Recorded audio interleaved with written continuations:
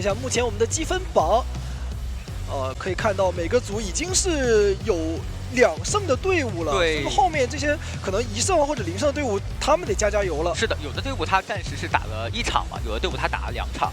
但是就是这几天的话，比赛是最为关键的，有可能刚好就是决定你是在第几名的一个排行的一个关键了。没错，看一下今日赛程，第1场也是 ACD 对阵樊路，第2场 GR 对阵成都狼队，第3场 T 速对阵 RC， 第4场 B4U 对阵泽塔。对的，可以看到今天的比赛真的是非常让人期待啊！有绝活角色，他这样是顶着幻灯师跟气象的双重压力去掏一手艾维啊，主要可能是想针对一下对面的弓箭手。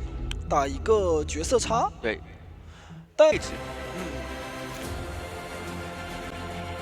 应该就是开局去找一下攻手的节奏吧，因为攻手想去进行一个龙骨弓的。好，看一下这里是直接往脸上走，选择卡一个2楼，弓箭手要直接去担任第一波的一个牵制节奏。对的，但是这个陶片是来不及走到洞口嘛，把这个陶片砍下去。而这个14人喷已经来到60的一个侵蚀度啊。 算是到了一个艾维的爆发点。对，这边要小心，不能被艾维给骗下来。现在的话，下一波的一个14人的一组本相，看能否命中。对的，直接喷到了。哦，那这样子直接拿到很快呀！开局35秒，场上密码机加起来的话也很少。是的，等于是一个光速拿刀啊，这样弓箭手的一个道具也不太好去释放了。对，而且真九还能利用这个碎片时间去寄宿一下外面的密码机。 他可以等到下一波的一个寄宿，再去追击这弓箭手。没错，先干扰一下红蝶亭密码机的破译，然后再干扰一下中场。永眠阵的话，确实是非常适合艾维的一张地图啊。但是这边弓箭手也是一个灵性反跑。不过独栋的板区是已经被消耗掉的，而且这边是有一个快速贴近身位的机会的。对，这2个陶片的一个位置还是比较好。对，而且你看2块比较强势的板区都不见了，所以说他得赶紧转走。那这样的话落地。 弓箭手的一个身位也是比较危险了。对，这边主动看远古之面，想叠加一下侵蚀，不过直接闪现完成了击倒。对，而且他刚才可能是想骗一下本体的一组本相，但是他可能没有注意到，艾维在传过来的时候已经交掉了，不然他刚才是可以直接交龙骨弓去射晕一下的。是的，那这样子1分30多秒的一个击倒时长，场上密码机加起来2台多一些。而且这样接下来的话，艾维可以非常舒服的干扰中场跟红蝶河这2台机。 以及他只需要在原地就可以去拦截到大副的一个位置。那这个表的话，估计是要提前去摇一手。对的。哎，差一点看到了，还没砸板。这一波是有一点小瑕疵啊。对，看这波有没有机会无伤救。这波弹刀太亏了，而且这里还没有第一时间去拿到下来人的状态。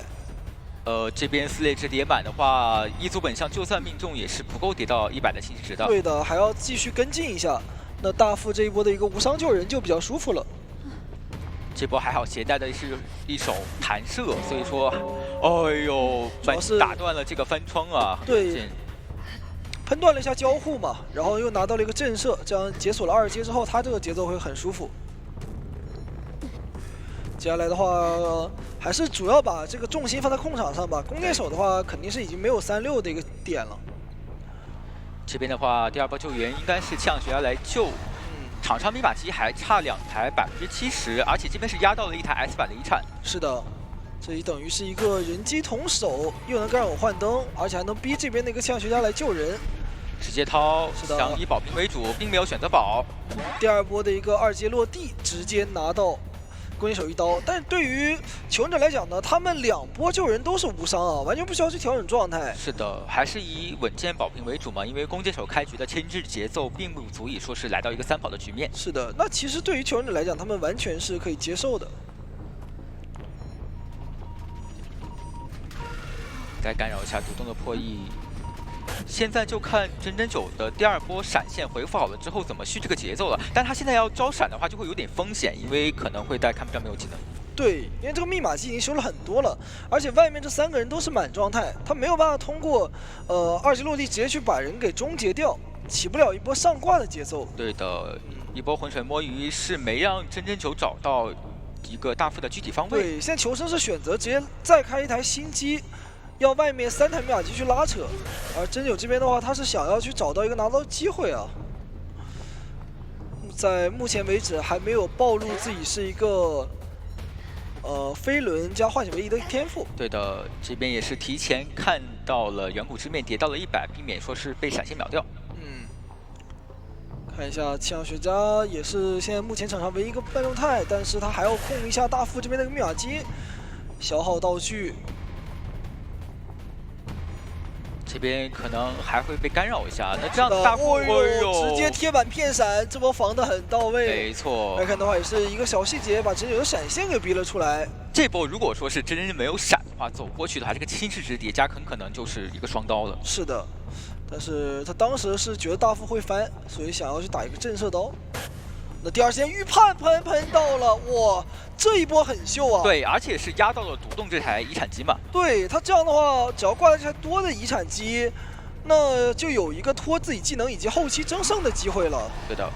那这里是完全不着急，先寄速一下大副，再把伊森人调到密码机边上，把密码机站住，然后再挂人。是的，求生者的执行力也是很快啊，直接兴起了一台墓地的密码机。对，但对于气象来讲的话，他这个位置也是会被干扰到的，所以说修的并不舒服啊。而且幻灯到了幻灯的位置，不过幻灯这个角色是不害怕被拦的。对，幻灯只能在2楼等待队友的一个破译了。对的，现在两边都要去给到一些压力。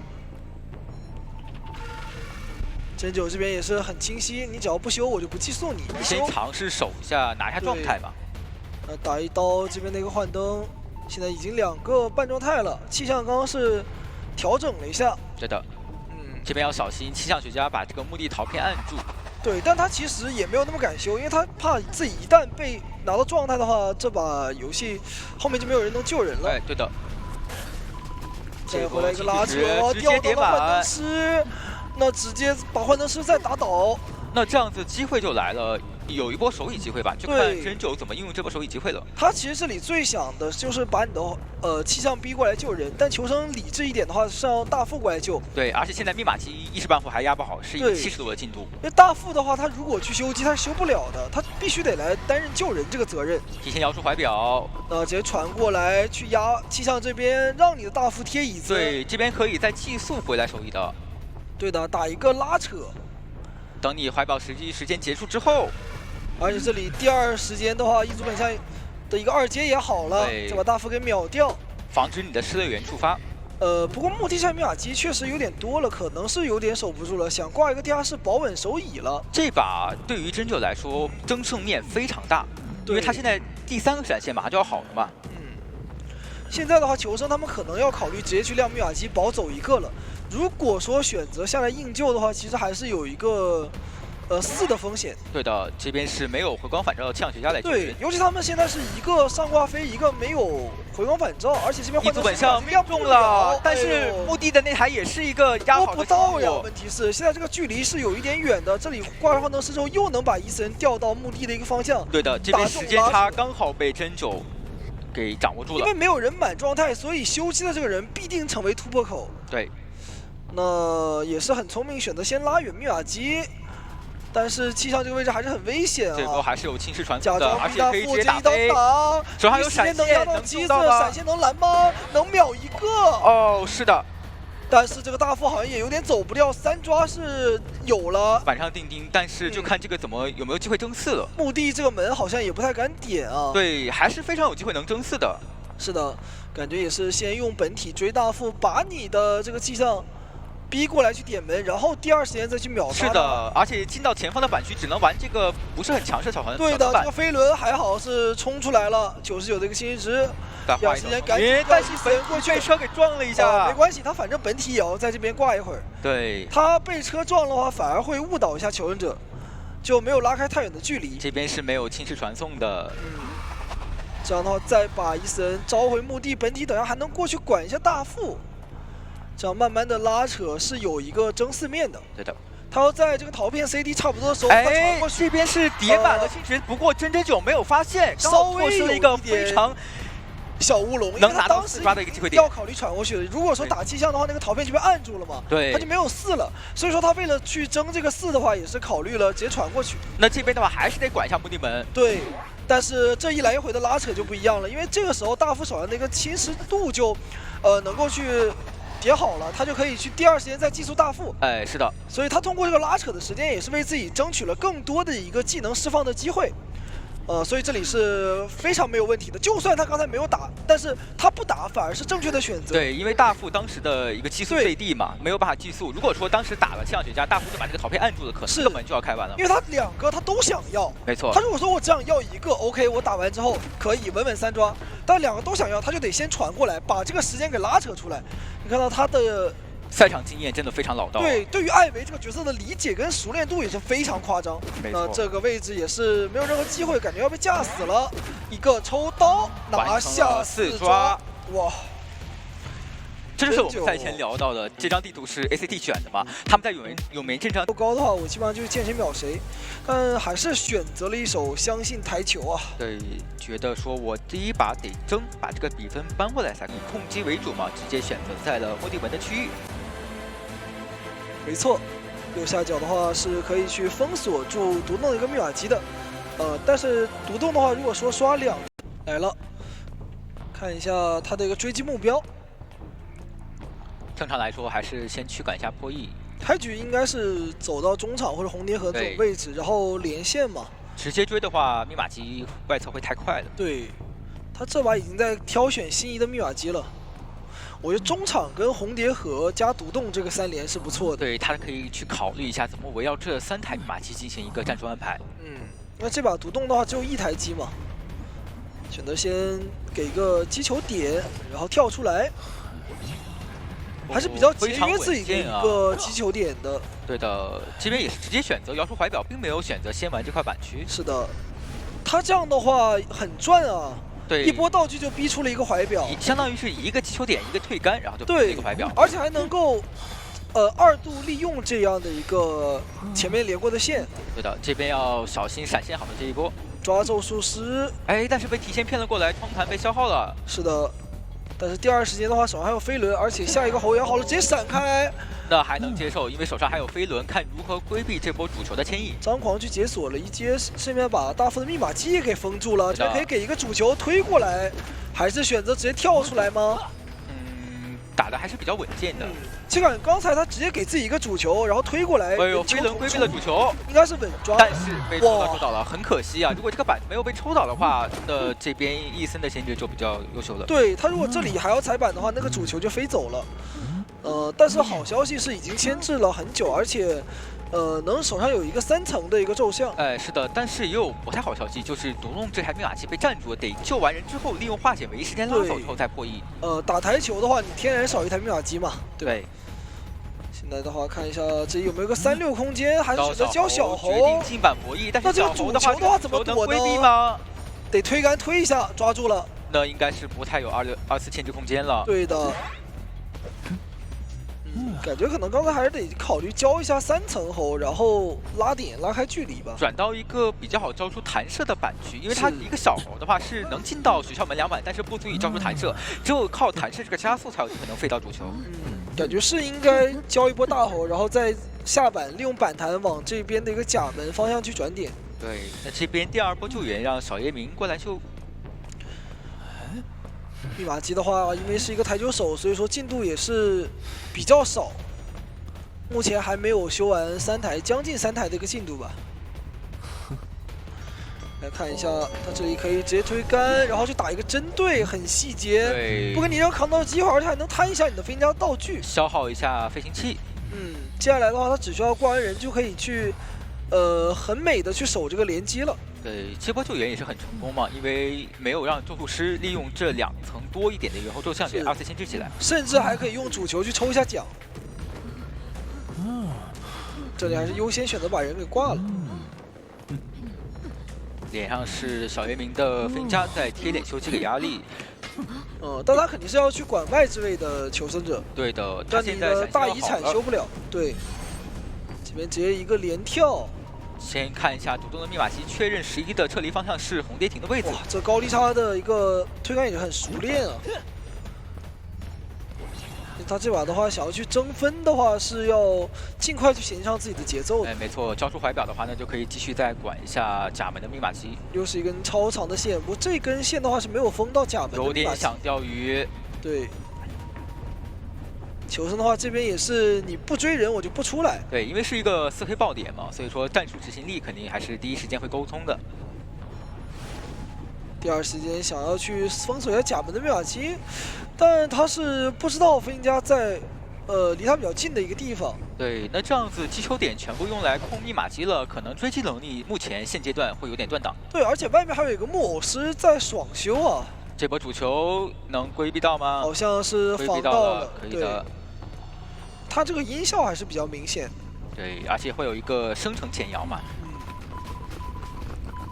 这样的话，再来到墓地门，这台机还想锁吗？我觉得玩台球手真的是最重要的一个点，就是你要规划好你的击球点的一个使用。是的，像刚才如果说是用击球点全部用来控密码机的话，那你可能手上就没有节奏，只是一个单向形成一个对区域进行一个密码机的控伤了。就对于台球来讲的话，这个击球点是至关重要的，它追击跟控场都需要去使用。那这样一来一回拉扯的话，看这波主球能不能收到。给个推杆，这样的话可以自己出来的时候再把人给调出来。对，二阶推杆的话会比较快一点，这一刀还是能拿到。刀有了。哇，但是感觉这里也是消耗了不少的一个击球点啊。可能得考虑交悬停。有一个，但是他现在交悬停有个弊端啊，决定还是闪下道具会更好，因为他没有携带红光返照嘛。如果说这个悬停草率交出来的话，开幕战可能会被打一个针对。是的，这波板区博弈也是很秀啊，把皮侠的闪现给吃出来了。那么对于求生者来讲，密码基本上压好，正常救一波3人开门战的话，还是很难去4抓的。对的，压的是独栋这台密码机，得赶紧贴脸救人。给个主球，哇，把大副给抓起来了，但是有化险为夷怎么办呢？没有只能来连线，木偶师要不要强开？作为一个木偶师，他是可以强开的。直接强亮，哇，打一个挽留，还有一个扳的状态。这就是木偶师啊。是的，感觉木偶师的话，在这个开门战还是非常强势。对，而且你刚才闪现交过了嘛，那另外2名求生者只需要走墓地门，那这把平局大概率是有的。而且飞行家的话，他是有悬停的呀，他有喷气背包加对，要看一下一个地窖的位置。转点，哇，直接这边飞了好远，飞到了一个板区内。那只能等一个主球，这边再接推杆，击回来。不过你击倒飞行家，是的，外侧的另一侧的一个墓地门也是管不了的。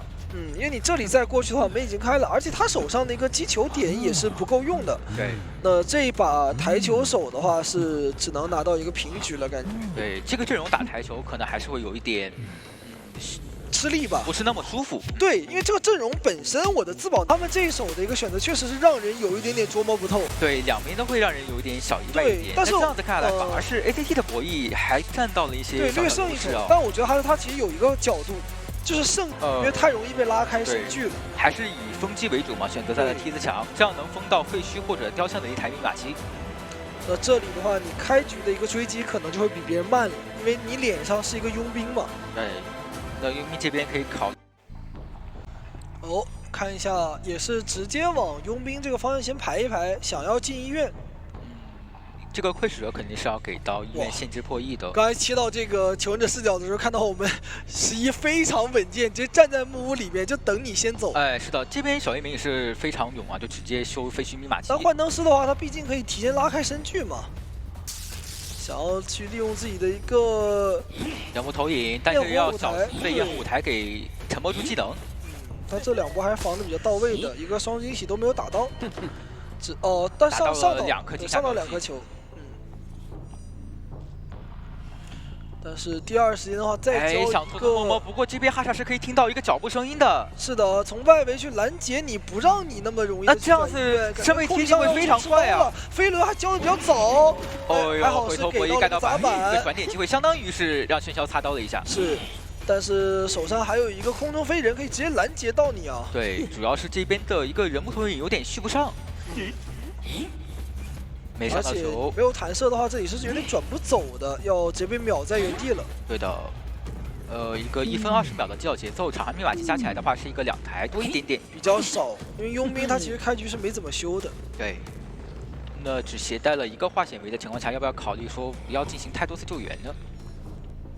感觉上来讲的话，这把可能是考虑压满只救一波。因为现在11的话他也没有动，那如果说要救的话，可能要让这边的古董商过来了。这样子如果能把哈傻限制在原地的话，外侧囚徒修的还是很快，这把保平面还是非常充裕的。感觉应该是考虑只救一波了。对，而且这边也是没有办法利用自己的窥视者去干扰一下外侧的密码机嘛。对，就少给一点存在感，然后让外面囚徒和古董商猛猛破译。这个护腕弹过去，上到了一颗红色的惊吓标记。是的，这有双惊喜，还有第二段，有机会弹双倒，能双倒吗？一个护腕弹走，感觉要硬弹一波，不能让空中飞人过来，再加上这场谢幕，直接弹到了双倒，而且幻灯师还拉不开距离。那这波的话，救援会有一点小亏。如果说是一个半血救援，没有被弹到双倒，这把保平应该会是很大概率。是的，看小叶明这波牵制了。主要幻灯确实面对喧嚣的时候，你比较怕这个技能被锁住嘛。对，得提前去收一下你的人物投影。现在的话，再给一段双惊喜，感觉这个位置也是没有太多牵制的空间了。这喊谢幕，但是并没有很秀，但是也没有办法，因为还有第二段嘛。但这里的话，其实也拖了很多时间，感觉佣兵那边的话也摸得差不多了。而且密码机还差最后一台70%的了。对，只差一半。一大半吧。这边伊森也是非常有一个警惕性啊，直接撤到了木屋一个相对来说较好牵制的位置。是的，不过漏了脚印，哈这边也是看到了，直接选择隔墙去交这个双惊喜，在空中飞人飞过来，感觉有刀。对，而且前面有二阶，再给一个双惊喜，第二段没有给到，不过囚徒身上有飞轮。很细节啊，用焰火舞台封住你的飞轮，让你交不了。他这里就是要去抓囚徒，把他留在废墟的，因为废墟是一台30的遗产嘛。对，外侧的话也是第一时间兴起了，手上还有一个抢电流和一个飞轮，看怎么博弈。他们现在的话就是2个人去抢这台机，然后等囚徒牵差不多，让古董商来救。对，这个飞轮要不要考虑先？哦，还是决定交出来，没有想着在开幕战留一下。是的，再蹭一个板弹。前面的话，因为你的双惊喜已经用过了，对，而且这波也是拖到了很多的时间啊，直接说是成功又一次转出了另一个点。喧嚣没有技能了，他只能去踩板，然后跟深追。对，那这个时间已经是有点管不到密码机了，这里也不能去切船。哎，趁机再摸一下这个密码机，对，充点电，想吸一下自己的一个技能。对，这样子他的开门战又会有一个自保能力。古董商已经来了，密码机马上压好了。打2棍止戈的话，好像也是没有办法去。这波其实给到半状态的话会有点危险，所以说也不省棍啊。现在唯一的一个点就是，他也知道囚徒是没有回光返照的，所以说这边你密码机开不开我都可以接受。直接亮，但是他也没有带挽留。对，大门是有点管不住的。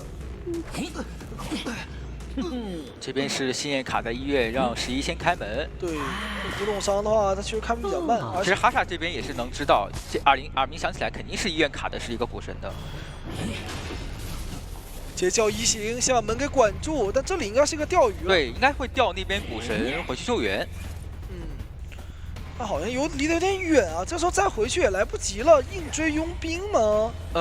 但是追到佣兵的话，外侧救下来，古神还是可以卡人的。对，他主要是小门也可以点，而且还有人可能会来点大门，再让佣兵这个状态能吃你2刀，是有可能去搏地窖的。对的，而且这边的话还是一个满状态。这个窗户不敢翻。打一刀，再跟过来，还好地窖是在女神像的一个位置。移形交过的话，11现在就可以围绕这梯子墙进行牵制，不需要转点，然后拖另外2个队友走门就可以了。他其实是不太想去争，就是争的，保证自己这把稳定的一个平局。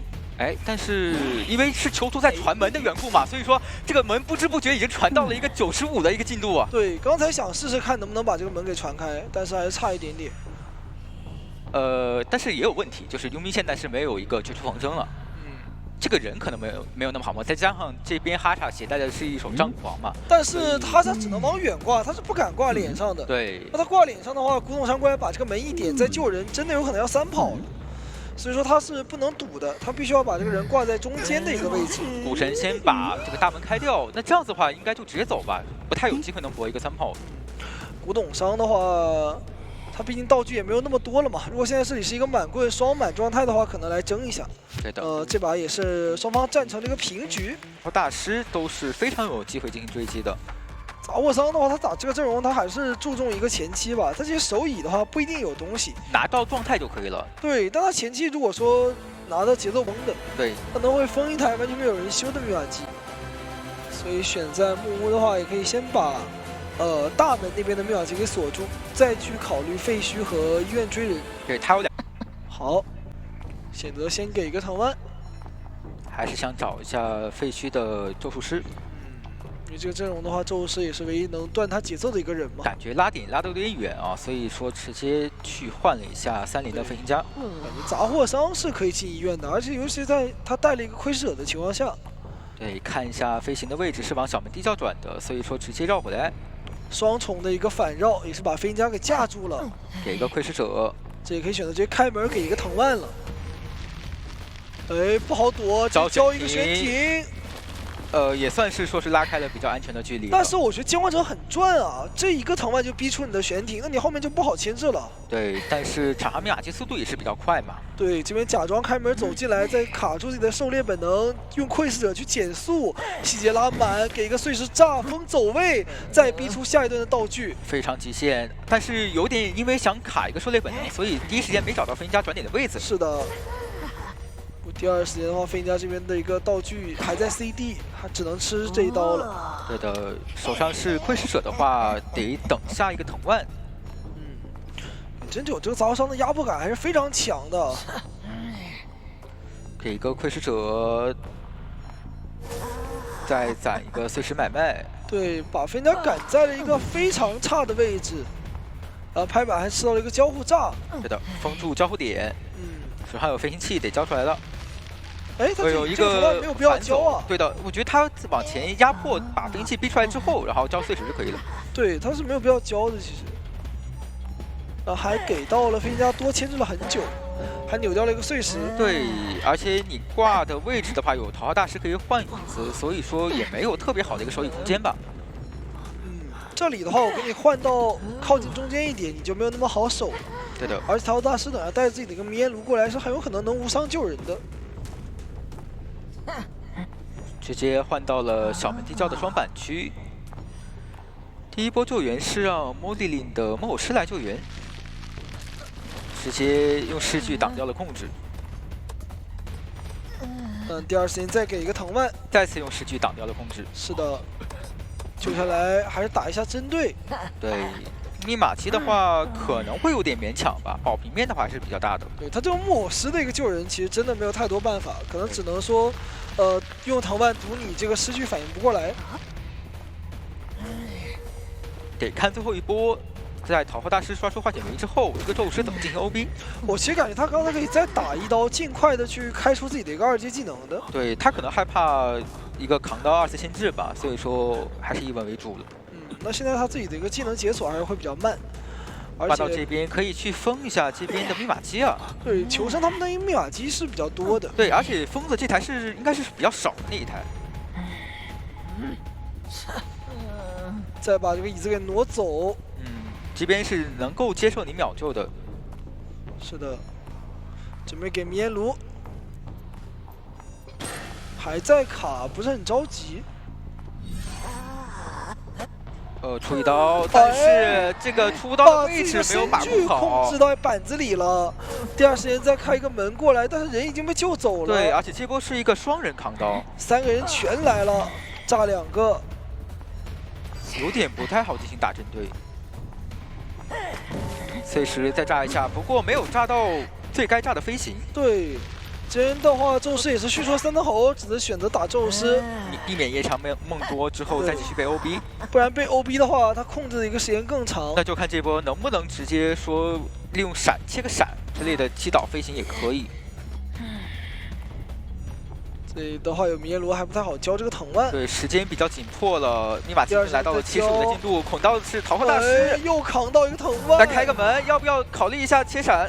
感觉有机会直接4人开门战啊！这里赶紧切闪了，可以，但可以按头吗？还有一个炸，一个碎石打断，可以地上吸一个藤蔓，能牵起来，能牵，99，把握住了机会呀！咒师是不在这里的，不过门那边是可以提前摸的。他现在技能没好，对，手上有一个藤蔓，先交出藤蔓，赶紧赶路。有机会开门吗？宙斯还有一个3层吼，有机会，还是有很大的概率可以完成一个3-3好的。真的是有机会3跑的。宙斯这边赶紧过来接一下陶大师吧，门马上就要开了。对的，手上有再给一个藤蔓，能缠住吗？有豪缠住了，能接上吗？接上了，来了，门能开。莫斯这边赶紧交一个路易，再帮队友挡藤蔓，能挡吗？捆到了，能扛到吗？能扛到吗？扛到了，完成了一个3跑！我的天，拜德罗，哇，真的是，也有可以选择打一手出其不意，在站台进行一个 solo 嘛。如果真的是保平的话，其实对于 ACT 的求生者来说，可能会更加愿意接受。对，其实有回速的一个情况下，没有那么怕站。这个选择的话，开局应该还是会跟终点的气象徐佳进行一个 solo 的。你要去找鬼屋的杂界人的话，牵制能力同样还是很强。找气象，两边都是一个比较常规化的追击和牵制。这个位置的话，其实对于气象来讲，它也是有压力的。它道具释放必须要规划一下。带了快踩。对，踩板速度也是很快的，转到前面的1板1窗区，先画一个层云。等你影子消失了之后再飞入站台，对，让你重新再去赶一波路。对，而且是很细节，防止你被反绕，所以是选择在了站台上面，然后下雨。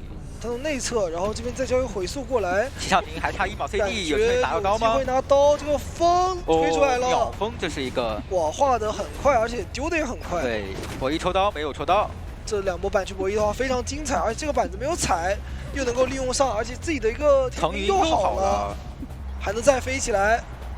但是这个层云画的有点低啊，高度有点低，他没有办法飞到后面去。对，可能是时间有点不够，所以说这个高度画的没有那么高。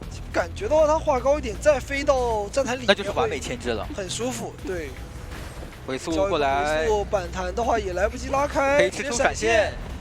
没有交出来。在防止飞轮预判闪现。是的，但是其实这是一个单双弹的牵制天赋。把这个闪现给省了。密码机的话，其实3台机都修的很多了。对，目前看下来还是偏向于保平的。这边也是通缉到了11，不过还好是野人嘛，不怕被拦截。野人这里可以卡很久。对，这就是野人在这张地图的一个优势。你通缉了我，也把我无可奈何。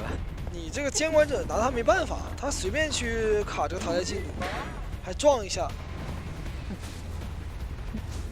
差不多可以下猪了。稳稳吃一刀把他给救下来。对，这波的话有化险为夷时间倒走，让野人再起一台。是的，他完全可以直接倒到另外一边去。然后第2波的话，看让杂技卡着，还是说让入殓师过来再开一个化险为夷。正常来说肯定是让入殓开个化险为夷会更好，但是入殓他没有回防反照。对，这也是一个弊端嘛。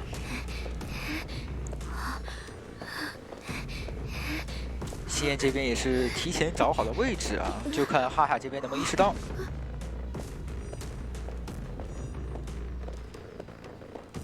哎，耳鸣是一直在的，所以不太敢说是太过去远处地方排人。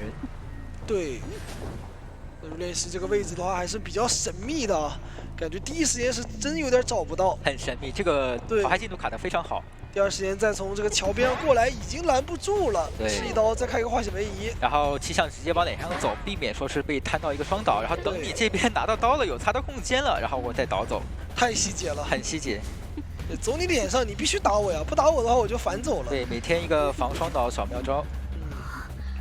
这样再倒到这样的一个鬼屋2楼，让你挂人的时间也变久一点。等你挂完人，2台密码机其实都修差不多了。对。不过对于哈查来说还是有一些机会的嘛，因为你虽然说是差不多，但是还是有40左右的进度的。而且这边入殓师跟野人他们也没有选择去进行一个调整，直接传送过来是一个野人，但是这个加速还没有叠起来，能不能去把他猪打下来呢？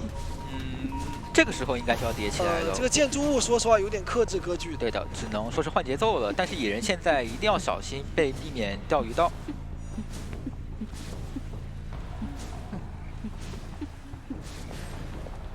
隐喻有一些卡角，好像看到了入殓师撤离的方向啊。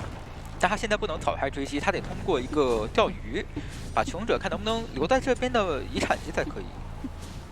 那有点困难啊。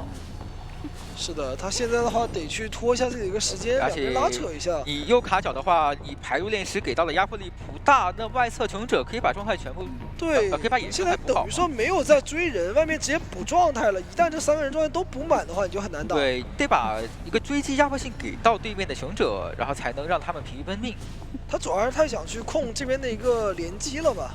没有找到人，所以说对于球队来讲，他们还能慢慢的进行一个调整。这边是伊森的杂技，手上有一颗焰火球，拍板，然后一个秒球，但没有跳过去。那这一刀是有了，稍微有一点小失误。对，如果说是跳过去的话，可能会延缓一些时间吃刀吧，但这刀可能也还是要给的。没有关系啊，因为他这里的话，等于也是拖到了哈特的时间，外面那2台密码机还可以修。 这边的话，想去管一下帐篷的密码机，帐篷内还是比较少的。对，而且这边是好像是炸鸡爆了个点，主要是终点这边的话也是比较多了，所以说他肯定得过来看一眼。沿这里再起猪，继续转他这个无敌点。这个阵容确实，我说哈萨看到野人要转这里，他直接掉头就走了，你知道吗？不能在这个上面再浪费时间了。他说给你了，让你去骑着猪跑吧，等你下猪我再来收拾你。对。 哎，想要再抓一下撤离的方向啊！但入殓师的话，你抓他的一个收益也比较低啊。但是能消耗灵柩肯定是能接受的。飞轮躲一下，已经暴露自己的天赋。还是花了比较久的一个时间才击倒。在调状态，2个人状态可以打好。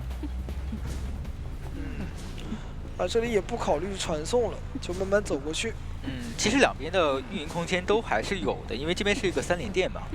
非常有利于各界演员来回的拉扯。他其实这把也是有多抓机会的，因为你这边求生者都贴不了那个起点，只要在这里不停的消耗一下道具跟状态，野人可以再打一波上挂，找一下入殓师的，甚至还能省一下这个绝处逢生。对，他现在就是比较缺一波能够上挂去打手椅、打残3个人状态的一个节奏。而且这边是谁的主场？这边是杂技的主场啊，终点站台。有隐喻回速。 板子因为被消耗掉了，所以可以直接赶得更近。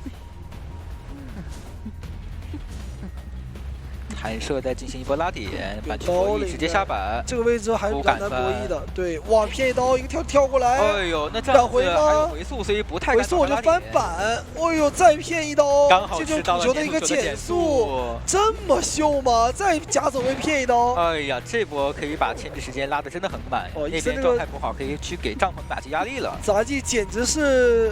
玩明白了，对，这是他的主场啊，站台。对，在站台再一个极限跳球躲刀越过站台，哈萨的话感觉自己真的是被杂技秀了一点。有点左支右绌，前面是野人，后面是杂技，找谁都有点不太好找。这杂技演员，刚才他不是这样的，那是因为地形所限制。对，突然他一下子来到这个站台，感觉已经打通了任督二脉，你完全摸都摸不到。 这边的话可以拿入殓师一刀想调状态，但是被发现了。但是这个密码机也是慢慢的在增长。对啊，而且2台已经都80多了。经验是有灵柩的，这边伊森可以直接去管这边起点了。就我这入殓师，我就给你打，反正我能自己救自己。对啊，而且这边还有自愈嘛。哎，直接选择反了。这样的话，这位置是直接带起点的，你不管我，我直接贴门了。对，你要交传送的话，那可以，你留我入殓师，我保平了。 这里的话还是跟伊森的一个博弈，但是这边没有击倒节奏有点快。那这样子的话，再去管一下入殓师的话，入殓师直接交传送，但入殓师这里是没有点门的，直接拉开身躯。对，这个车是绝对不能坐的，如果坐了的话，可能会就在2站下车，刚好是伊森倒地的位置。对他不能带到队友的脸上。哎，其实这波倒地还是真的是给到机会点，因为他再把伊森挂回起点站的话，你心焰这个点相当于被炸死了。对，你不但要转走，你要去到，因为他没有携带红光反照，他开门站的移速会比较慢。你要真的是绕一个大圈去到终点站的话，会要很长的时间。 主要是伊森也没有球了，他也不好牵制，而入殓师这里呢也是被架住了，心焰他是转不走的，会把野人的一个位置给逼过来。但是如果这个局面打到一个3抓的话，哈萨的话会很乐于见到呀。看哈萨能不能钓鱼吧？如果说这里一直追的话，也怕野人的一个救人啊。他是有一波钓鱼的容错率的，因为这边能架住入殓师，他是转不走。哇，感觉11就是骑着他自己的一个猪在外面给压力，但他就不过来。他不能让哈萨看到他的一个具体方位，他只能让他看到他在猪上的一个图标，并且要考虑好这个口哨什么时候去吹。他其实我感觉他第一波回溯回来之后放松警惕了，就可以过来救了。现在也是选择硬追一下星焰，一个飞轮成功进板，但是还是很难去进行一个牵制。没搏到。好在说那边刚好是救下了杂技，但入殓师这边也是一个2挂了。对，而且挽留时间还有20秒，传送的话是能够在求生者走门之前好的。得野人看怎么卡这个耳鸣了。对我感觉野人他可能不能直接走，他可能得……我觉得要不就野人尝试走门，然后伊森把这个耳鸣拉脱，去帐篷最里面把耳鸣拉脱，然后等这边的星焰快淘汰的时候，他再回来走地窖。对。这有这是一个战术，但是好像哈萨能排到意识到里面躲了一个人吗？这也太准了！这个排点真的是灵性十足啊！本来想走地窖，结果直接被逮捕了。那这只能说让野人过来帮助一下了。这里11想要过来接一下，发现没接到。哦呦，这个哈萨的排点实在太具有灵性了。这个嗅觉太敏锐了，因为他当时如果说直接传送到门口，那就可以等这个队友放飞，他直接去走地窖了。对他可能是看到就是视角在往终点半场锁定的时候没有看。一个追节奏还不错的一个情况下，那开明战3拉扯，我是有很大概率能够去抓住这个机会的。对的，那这样子从现在开始，两边的玩家就进入一个博弈环节了，因为正常来说肯定是终点站并换嘛。对，必须要有一个良好的牵制。但这个位置去溜割据的话，确实是很难去牵制够吧。但是如果你每一波气囊的释放以及板区没有被抽到刀的话，保平还是可以的。主要是他留残影的一个特性。进入比赛画面，开局找一下鬼屋的这个火灾定是跟火灾的一个 solo， 这里没有选择用气囊堵住路，那应该是要给自己借一个位移。在预判会反向拉点，那这样子反而是给到了让了好多的一个身距啊。那前面的话，感觉一个气囊可以直接弹进板区了。其实也是正常节奏，正常来说也是一个气囊进到鬼屋板区。对，但这里让到了一个身位的话，它的一个牵制空间会更大一点。对，它更多的身躯可以下到2块板区。对，这板带得踩，而且前面的话还可以再拍完板之后，我再去交气囊。哇！有一个隐喻回溯拿到了机会，这里感觉是可以考虑等下往起点转，让空军帮忙去开一把枪。对，想打断隐喻。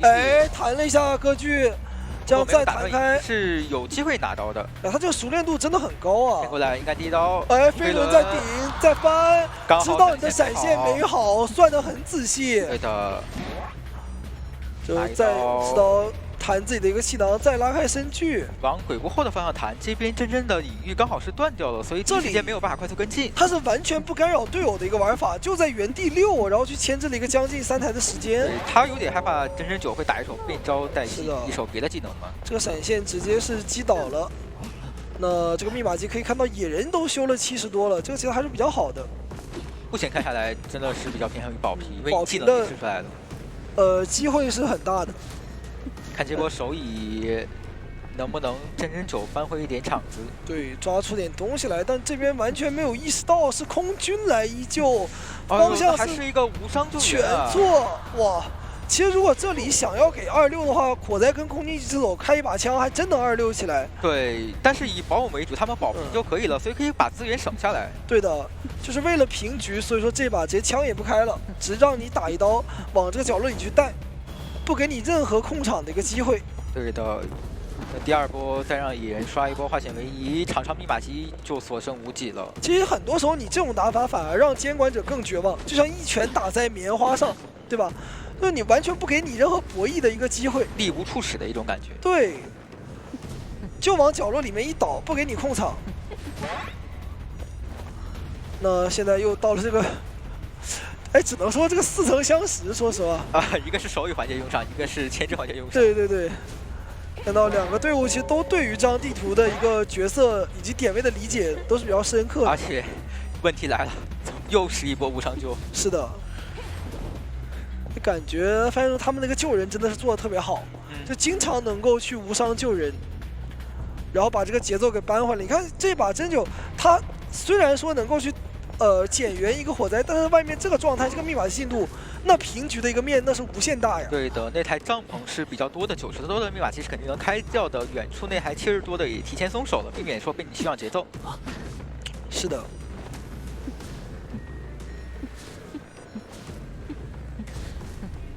哎，那这样子的话，第二手节奏真的很难受啊，因为你往前走是一个带信号枪的空军。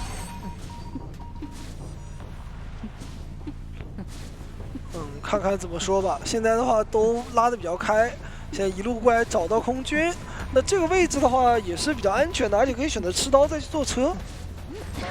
枪也不开了。他可能考虑要坐车的话，影子是留在2战的，所以有点风险。他主要是想拉开2战这台密码机，感觉。但是鬼屋这台的话没有密码机，对，没有什么传的是野人了，直接传野人，野人直接上猪。那这里的隐约第一时间是断掉的，没有办法秒野人这个猪啊。现在问题就来了，因为2战和鬼屋是2台80的遗产机，你得来回的控场。你但凡说是把2战让出去，2战就开掉了；你把鬼屋让出去，鬼屋就开掉了。而且另外一边已经在修了，那台机60多的一个进度，完全可以放弃其中一台啊。真九现在还真的比较难受，这个传送还刚交，必须得拖一会儿。对，而且这边隐喻又有点小卡脚。穷者的话打的真的是太稳健了，完全没有给到任何的破绽。那这样子甚至还有能拖穷队友贴门的时间啊！这个气囊还能逮到野人掩护一下，但野人的猪只差5秒钟 CD 又好了，这里能秒吗？密码器已经压好，反正野人，那这样直接通电，那边起点站空军直接在贴门，2个门要还有信号枪，这个时候没有传送，只能走路赶。但野人的话，猪也好了，他可以往另外一个门去管啊。传送40秒的时间 CD， 然后并换去贴终点门，甚至空军已经提前准备好坐车了。这边感觉坐到车，另外一边的门也点的差不多了。对的，这边你要是上站台，这边就有信号枪。是的，就在这边等你一把枪。这个枪躲不掉的，没有办法地去一个支线通道。然后空军还能再进一波板区，另外一边门已开，2个人都在门口。对的，那这个平局已经很稳了。再往回走的话，完成击倒。不过另外2名队友也是能安全走门。是的，像野人跟病患已经在门口等好了，这边想骗一个传送。应该是想等一个猪的 CD， 那先逼走病患。不过有点小尬住，因为空军那边是有一个绝处逢生的，你要上去逼的话，得看这个隐喻回速能不能打2刀。如果说空军没有一个绝处逢生的话，还有点机会。但空军一旦起来的话，你在这边管野人，空军还能够去点起点门，还是比较难。他这里只能等野人的一个隐形伙伴时间到，然后再上去利用回速去卡身位。但这边直接一个拱出门了。那边那边可以开门，也可以走地窖呀。可以，是的，开门是最稳的，因为已经有30的进度了。甚至还要去拿一个3跑吗？边路实在是太有想法了。对的，那这样子的话，应该也是拦截不了空军走门的。真就知道这里自己是完全赶不过去了，只能来地窖看一眼，但是还是来不及了。那我们恭喜 FL 拿下了本场比赛的胜利。没错，也是非常漂亮的一把。让1追2，我的。但现在其实医生他的登场率真的是比较偏高了。班率也高，比之前高太多了。之前基本上这角色上不了。那这个组合区选方面，大船肯定是调试了。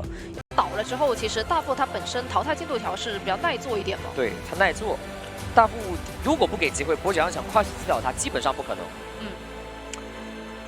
不过这个选点其实也是。开局直接往海滩走吗？不去骗一下怀表吗？感觉还是得去找一下中场的。是他应该想去找海滩的人，但是怀表要骗一下吗？想骗。不过林次也很冷静。是的，而且磁铁这边刚刚是压了一下脚印，直接转到大船去了。是的，因为海滩只刷了1台密码机，他把密码机让给木偶师。那看看木偶师怎么说了？不想追，想拐，还是说想偷袭？感觉还是想去找一下中场。想逼怀表，那这个地方直接拿到地刀了。换血刀，这个怀表不敢第一时间交，因为他怕被骗。但你不骗，你不交我就不骗了呀，我真过来找你了呀。是的，而且现在的话，差一点点。感觉很极限啊，有一点点极限。哎，感觉风险很大。哎呦，打到了！了！宠爱对大副的位置把控非常精准，而且感觉宠爱这边打得非常的稳健啊，他不想让大副去拉开身位，然后他就一直在判断。是的，很自信啊，宠爱。那前期的话，其实处理大副的时间非常的快，而且因为木偶师跟咒术那边都稍微跑了一下点，所以密码就没那么多。而且这一把只有2个化险为夷，其中1个在以上，调香师是没有带化险为夷的。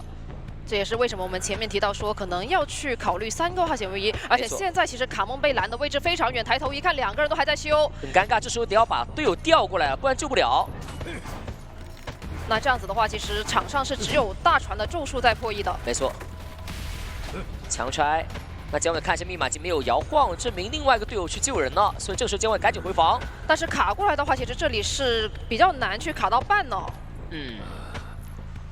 卡不到了，姜伟如果看到了，而且已经发现了阿策的位置，这样的话你压满都压不到这么满。是的，除非你把怀表全交了，除非你把路易全交了，因为怀表有1个，我觉得必须得救，不救的话，大副这个怀表太亏了。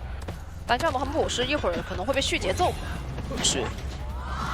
救下了摇表，但是直线走的话，感觉风险会很大。他摇表，他没有打算骗，监王者直接莽一刀莽到了，好亏啊！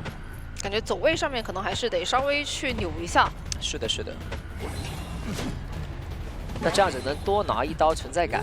而且因为刚刚阿策过来的时候是想要去拖一下大副的淘汰进度条，导致现在自己的状态非常不健康。没错，他只能躲起来，只能挂机，接下来让队友去扛压。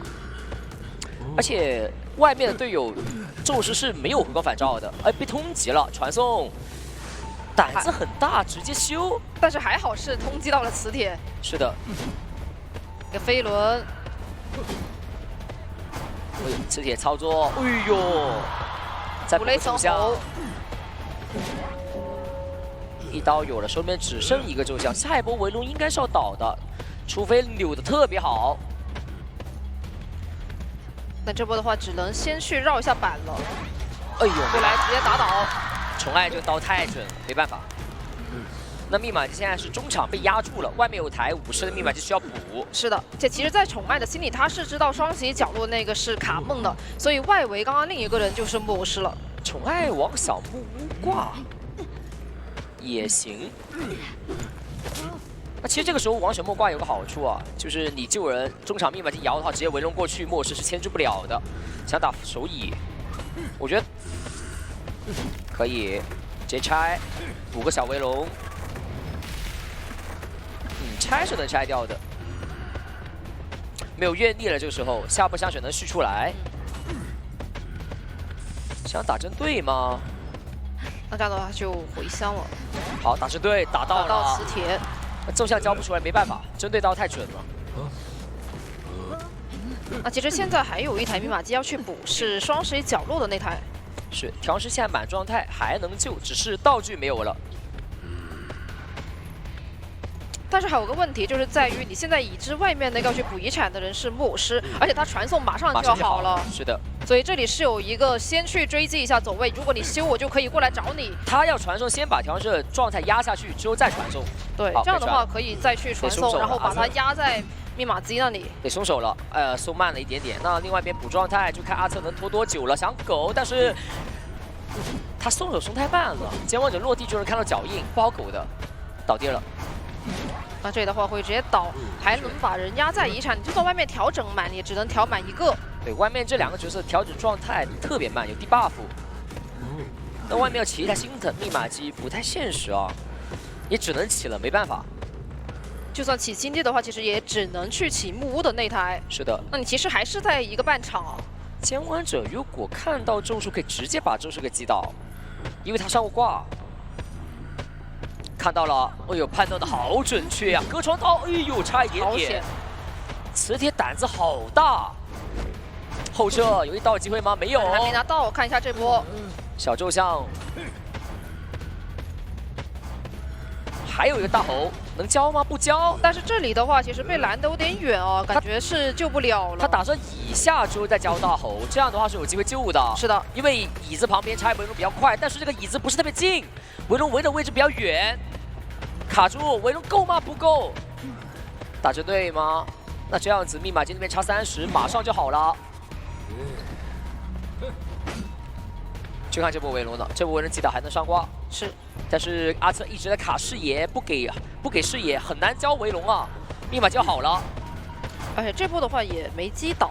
是的，那这样的话，阿策其实手上还有个回光返照，没错，能直接亮。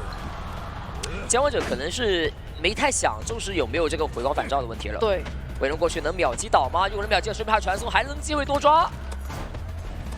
感觉这里要击倒了。能击倒。那门口那边要松手吗？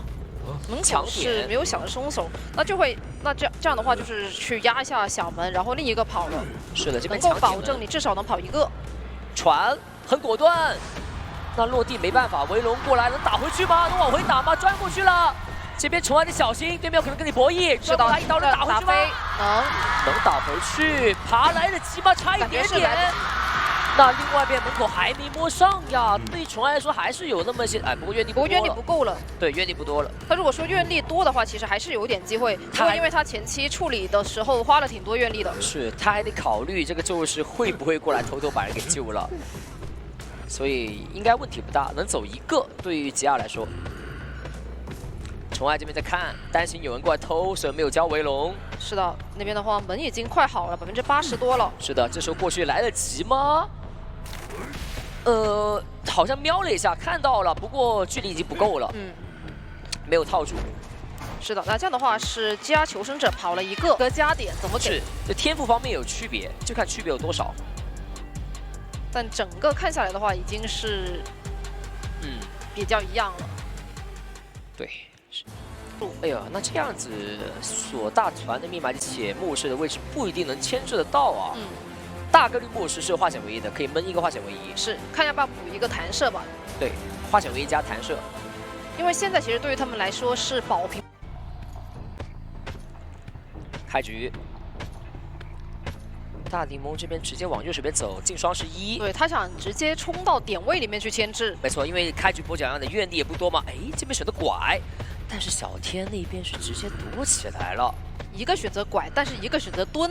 对，那大门的人那可能是知道对面要找小天了，是的，提前躲起来，很聪明啊。但这个点的话，可能不一定好排，因为他会被小果冻的一个耳鸣干扰掉。是的，大门那边有人在看一下这波绕点能不能发现。哎，看到了吗？看到了，插个眼，准备起追。先把板子先踢了，咒士是有一定牵制能力的，而且飞轮马上就好。那这里就有一个小短板，看看怎么教咒像了。有一刀机会吗？飞轮但接到这刀了，飞轮并没有用了好，用出来没用啊，破轮了。这样的话，小果冻想过来帮一下，但这个围龙把它套在外面，他不能帮忙拆。是的，所以又回去破1密码机了。这样的话，其实咒术师整个牵制压力很大了，已经。再补个围龙，骗过来了，哎呦！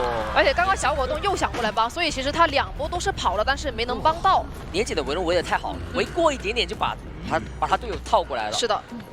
那这样子的话，其实可能小果冻那边密码机会稍微慢一点点。不过好消息是，他们其实跑图的时间会省下来。是的，因为他也是带的化险为夷的，但是也有可能会被逼救。就看监管怎么跟他搏了，2个围龙要破香，但这个版本的香水，哎，卡位了，这下可以拆不掉下个围龙，有刀了，钻过来，看他过不过来，不过来啊。但这样的话身位会稍微有点远，让的有点多了，所以可以让就年姐那边可以再去赌一下。看看这血线，这边有点危险了。再放围龙的话，其实卡不了半了。卡不了半了，要逼救了，得回香，不然的话只能过半秒救。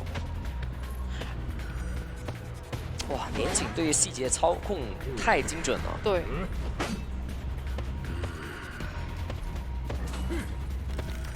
看一下这边，感觉再有下一步的牵制，可能压力还是有点大，因为这边板子其实也被清了一些。他什么都没有了，也活不出化险为夷吧？哎。监管者以为他要钻，等他，结果我不钻，那还能多吃一个围龙，还真的有一些26的机会哦。是的，起码是牵制出来了化险为夷的时间。是的，没错，插个眼先，再补个围龙，先把板子踹了。密码机的话还差1台半，是差的不算多。那这个26稍微多了，补了一点节奏回来吧，但节奏还是很差，差1台多。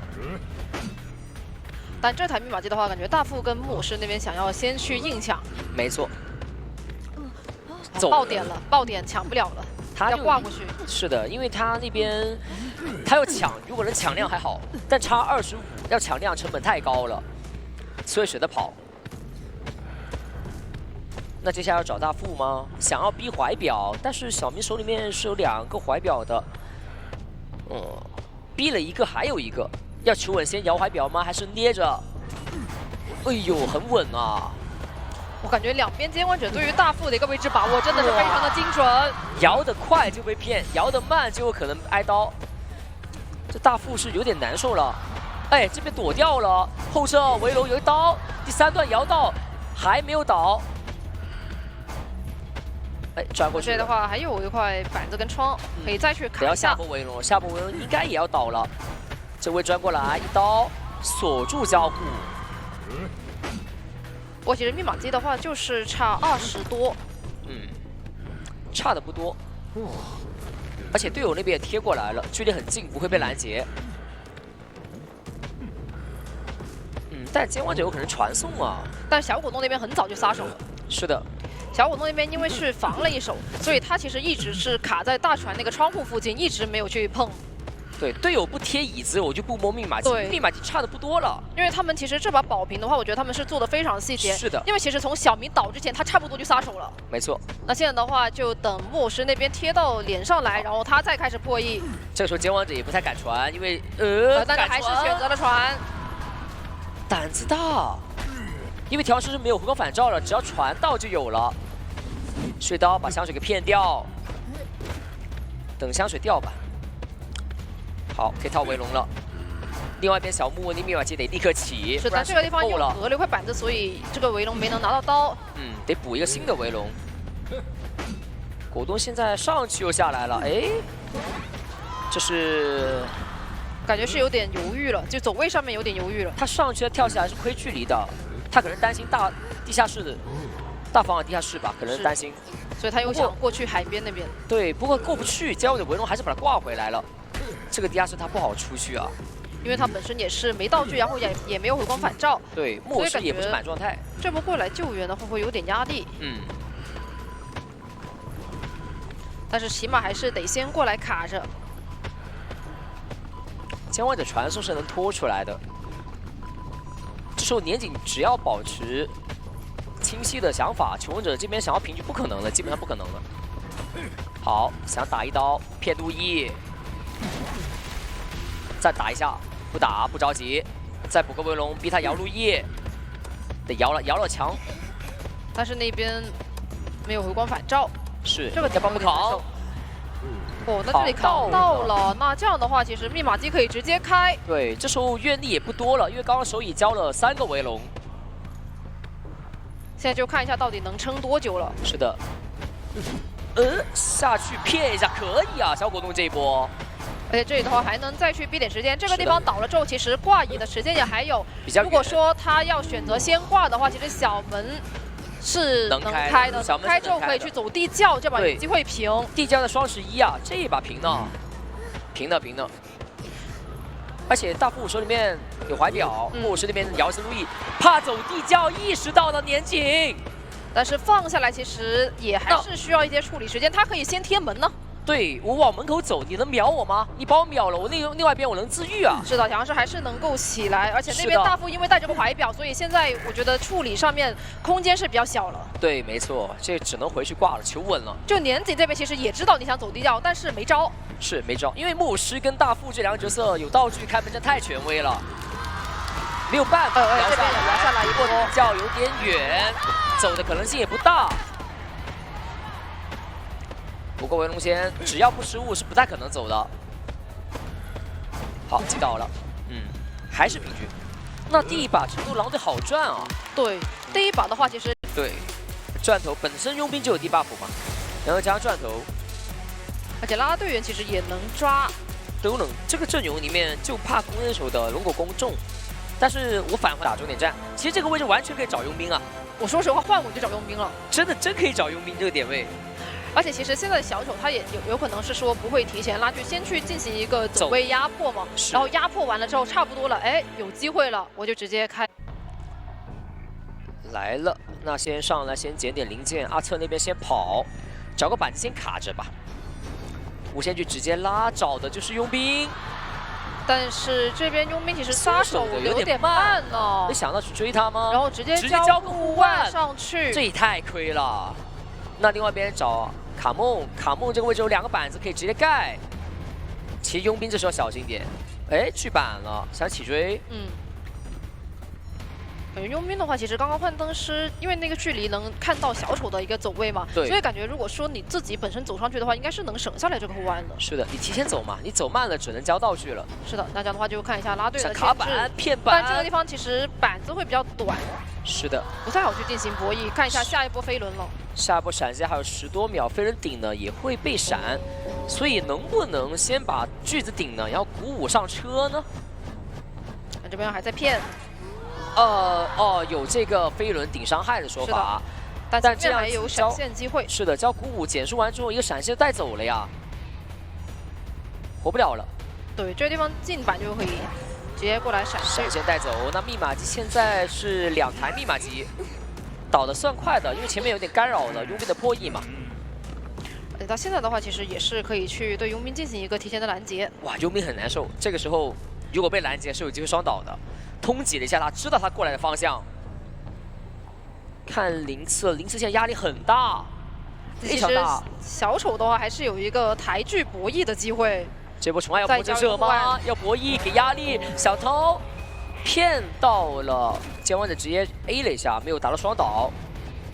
那拉队员要帮忙吃个锯子吧？哎，不吃，想溜。再刷个道具。不过还有佣兵那边也是跑掉了。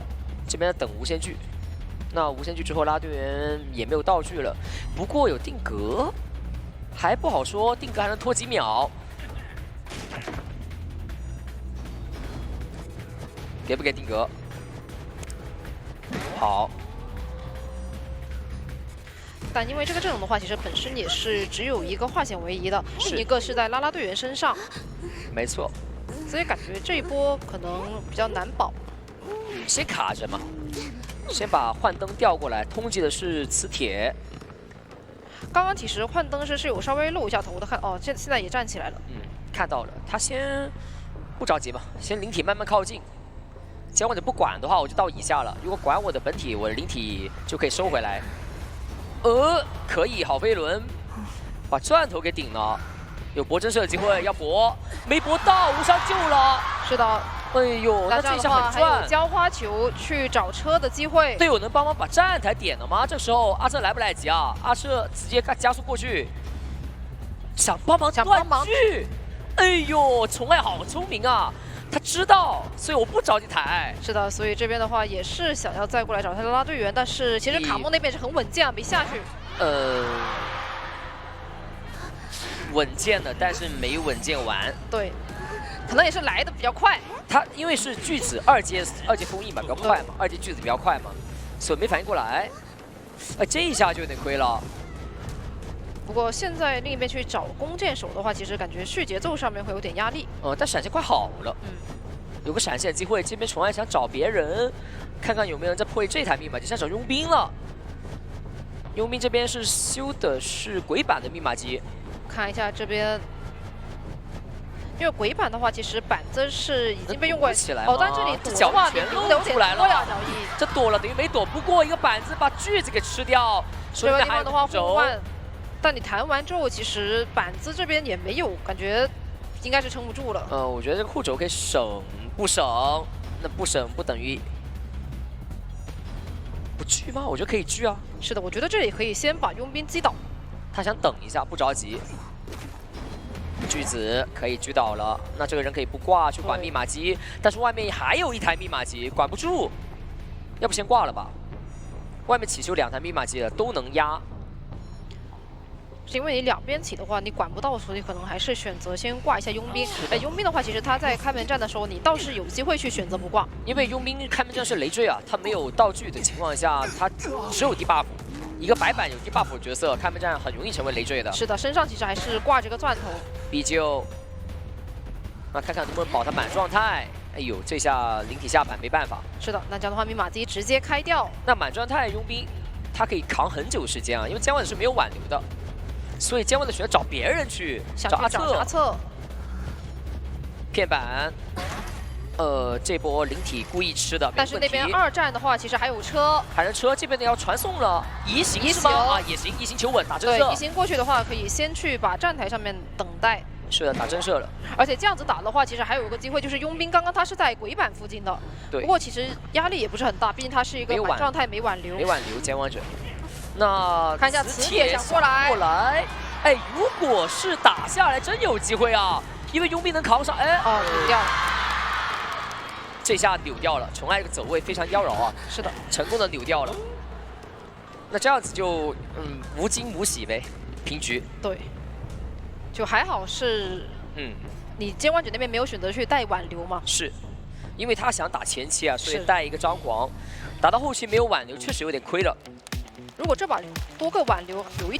反心理反成功了就有点说法，反失败了可能就得下一把。但假想敌可能因为你搬掉了歌剧嘛，可能就是台球手，感觉不会反了。是的，因为他选的是法罗，他也应该知道我选了法罗之后，对面大概率会选台球手，所以应该还是选起点或者是鬼屋。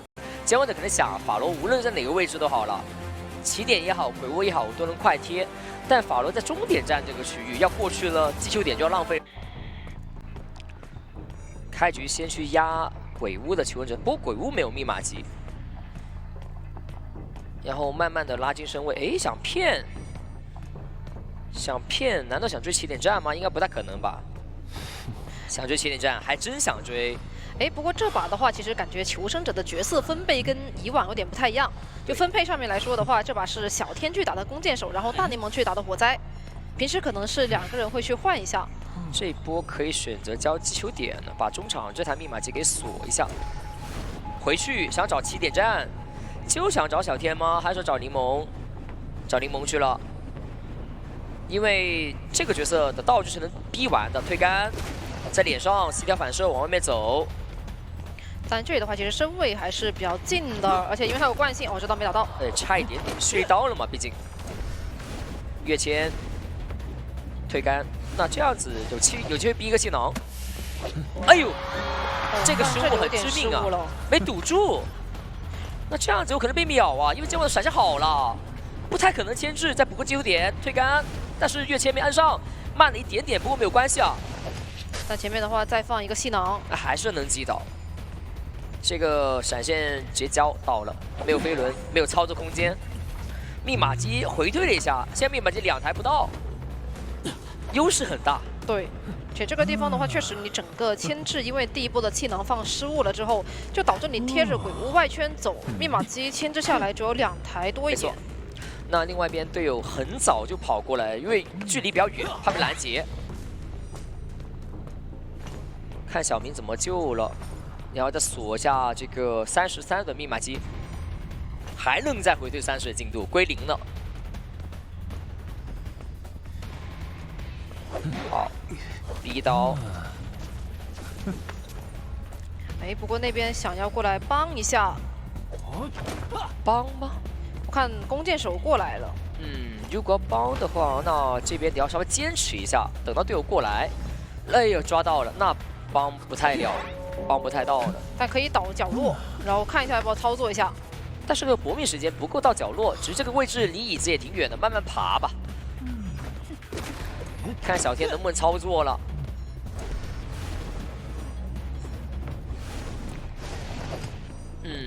能操作。我这边是直接打下来了，要扛刀，没扛到，没办法，监管者把他丢远了嘛。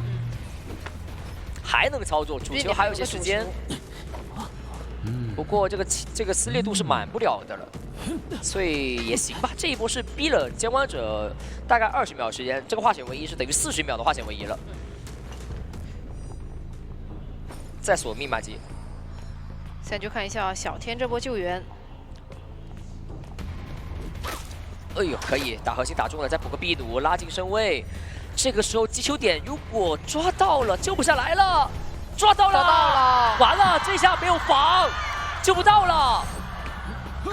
哎，这个飞轮，但是感觉身位上面是来不及去救了。只要抓到就不够了，他没有防，这不太亏了。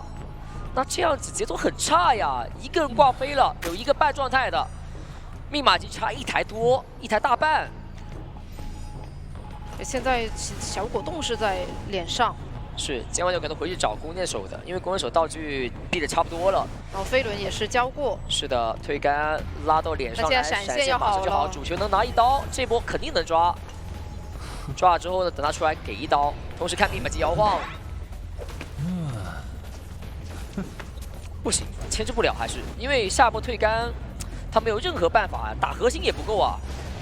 打核心能打到吗？打到了，有个闪现，5个闪现还是会倒。这局上看到了，单局看下来的话，还是被抽倒了。不过有惯性嘛，有惯性存在还是很快的，一下还是有一些机会的，因为这个点他能去绕板。想偷袭，但是没有成功偷到，不过锁密码机了。接下来法罗只能挂机，那跑过来救人吧。法罗救援吗？主角打了，还有机会。救倒是有可能救的，就怕监管者这边等了个主球什么的。时机表真空期有机会救，再锁一次密码机，这台密码机修不开了。感觉救人上面还是稍微有点压力的。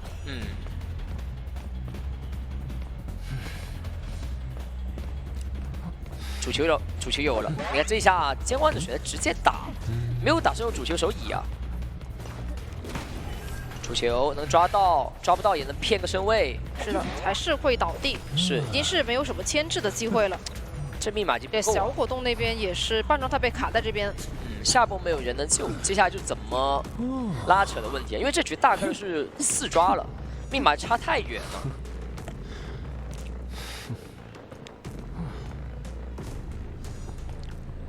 法罗那边起一台新的密码机，监管者看到外面密码机摇了，可以继续找法罗。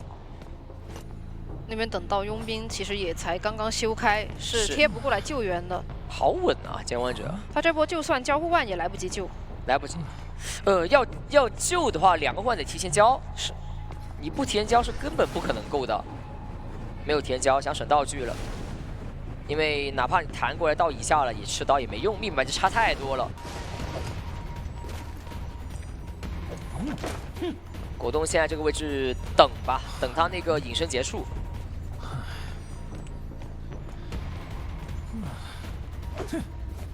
这边还在搏。想去找小明，但小明那台其实密码机进度也才40。这波声东击西了，我估计会回来找法罗的。声东击西了，所以果冻这边得赶紧走。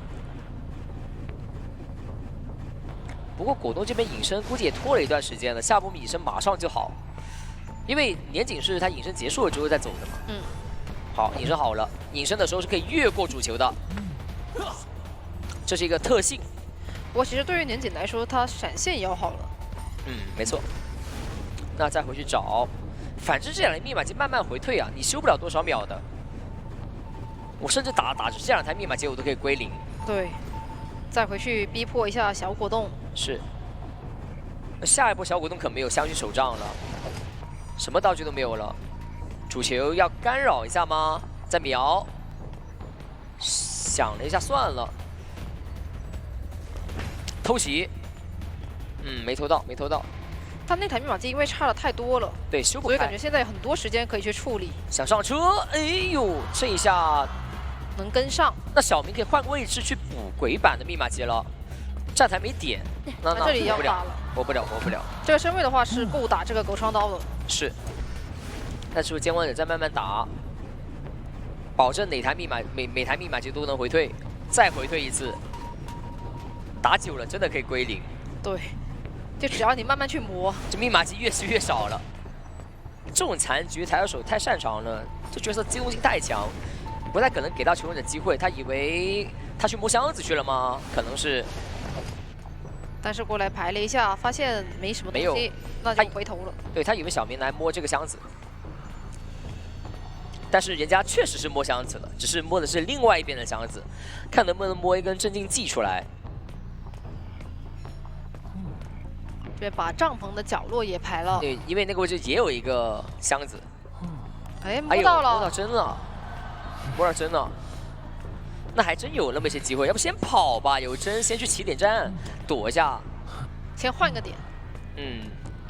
就监望者是年景是判断出来，他肯定会摸箱子的，但是摸哪个箱子呢？他没有判断对。前站还有一个箱子。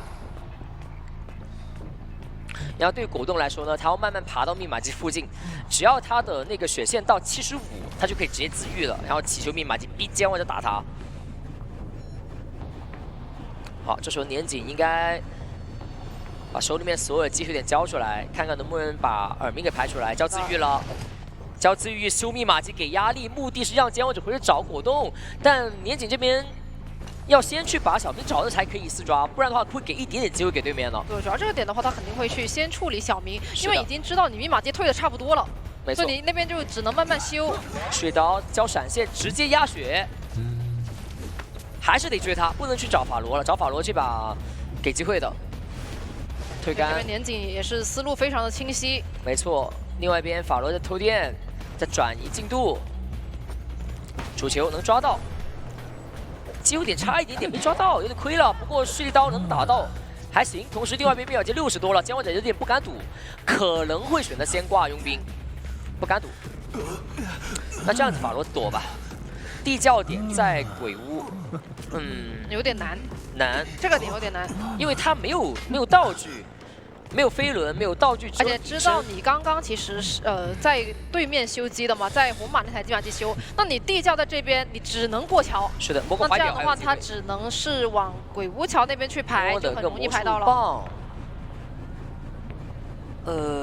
这样子监望者是知道方向了，卡着他身位，退杆能意识到。一个魔术棒不太够，但魔术棒可以躲他主球，这个走平地要逼魔术棒了。 但是问题是那边佣兵才一半，是的，还早。哇，反手4抓，那攻守就是一眼，大局1比1，小分这边是基亚有优势了。是的，那你现在歌剧跟台球手被搬掉，其实对于基亚来说，假想敌也是你的时空之影，所以才会在最后2手去拿这个作曲家跟火灾出来硬防。是的，对，这种选完之后，因为你本来修的比较快，所以喧嚣也不太好打。没错，一个。 看一下局内的发挥吧，很有攻击性啊！基亚的求生者这边选择阵容，他们想着拿分，我不丢分不止，我还得想拿分。而且他也是知道你剩下的。伊森是选择先往红毯那个地方去拉，没错。然后再把伊森拉回来，想要追磁铁。中场中间位置还可以给他干扰一下逃脱大师，要追逃脱大师吗？ 没有，还是想要去找磁铁。是的，那磁铁也是回头了。但这边其实身位也是比较近一点。没错。一组本相，哎呦，喷到了。那下一波有刀了。宠爱也是不着急，精神寄宿啊，不着急，想要骗他往回走。那这样子这个侵蚀度很高，传过去把板子盖了，能把这侵蚀度给顶掉。是的，但是感觉第一刀强电流来得及，来得及。哎呦，这亏了。 这一波监望者亏了，很亏。这强电流补了一下距离，不然的话能拿刀了。然后逃脱大师支援了一个迷烟弩。那前期的话，其实整个牵制节奏都已经挺稳定了，有一台机马上都要开了。就这个节点对于球员来说是很赚的，而且这边阿策已经修开第1台。是的，这里是主动看。 如果不主动看，监望者闪现开刀，他下一波会秒他的，能做到砍晕砍，所以干脆主动看。这边想让14人再去干扰一下零次。是的，再把伊森拉回来，下波拉近身位就要交闪现了。哎，走这小短板吗？那这个位置精神寄宿锁板了呀。一组本相还是闪现会击倒，多拿点存在感，马上2阶。 不过密码机已经够3台了，而且表面看起来它是3台，其实会比3台稍微多一点，因为它这个时间是要把作曲家修完第1台跑图的时间算进去的。所以小推那台起得多，这样的话你一会儿救完人就知道有个非常本质的分别。是的，因为最后一刻我救完人之后，我甚至还可以连根线，最后2台密码机可以传电，更快了密码机。 这边想让14人去管一下小推，但是因为作曲家那边提前跑了，想要去帮队友多开1台。对，这时候立刻起新的密码机，然后下波就可以传电了。这边人是被直接无伤救。是的，好亏啊！然后西亚反射倒角落，这样的话可以导到墓地附近，这也可以帮忙连一下电。是的，那最后2台密码机是连在一起，监管者要过去卡密码机，就得把侵蚀传送给交了，有点亏。而且这边的话，只要你有人过去，那边灵测其实已经是贴得非常的近了。是的，这边直接传卡密码机位的是。 但是你就算过去管了，其实进度上面还是小推可以给这边小房再去修一点。艺术本相求稳，求稳者这边很稳啊，吃一刀老老实实救。迷烟奴应该是失误了，拉的时候拉脱了一下，失误了。不过问题不大，看这边能不能牵制起来，因为下波精神技术侵蚀传送还早。 而且现在因为外面其实密码机都有人在担任这个破译的进度嘛，所以也不用太担心。离子远一点点好吧，太近了。那密码机理论上挂完就够了。现在14人过去应该是来不及管了，因为它两边是连着电的嘛，所以它是可以去控制你密码机一起够。是的，一起亮，一台够，另外一台也是够的。 这也是为什么一开始阿策会直接去起修这个小的那台密码机，因为他最后2台密码机是同时开的。是的，提前怪修，密码机会很快。是的，而且对于宠爱来说，因为你刚刚14人跟本体都是在中场这个位置，所以现在还是得去安排一下开门战。但是你到底真的赶到的时候，其实门已经摊了80多了。对，不过脸上这个人是有机会击倒的，再把伊森拉过来，闪现马上就好。传送。 因为他没有封到那个门那边，没有封到门那边，所以只能提前下。那这样子，这个门肯定是控不住了。是的，其实两边求生者的话都是拉开的非常远的一个身位，你现在闪现都没有距离交，要传去小门了，不然的话小门那边下波拆掉逃变是管不了的。踩就过去骗掉。哇，这边给门的压力给的好大，直接强点把那边已经开掉了。 哎呀，这个没办法了，有个气囊堵住，还赶不走，哇，这一下好难受啊，管不了。这边拆完逃变，卡地窖开，大推有个地窖的，是的，桃花大师那边还有个地窖，那出事儿了，3跑了，我的天哪，这套阵容太厉害了，他们打出来这套阵容的效果太厉，除非选手自己失误了，或者是给机会了。 对，而且杂货商他有一个比较好的点是，他也是稍微带点控制的角色嘛，他有抗性，经常是留一个的时候就需要这种角色。他是中场的入殓师，红毯的气象，左边的守墓人以及一白窗的勘探员。杂货商是选在了墓地。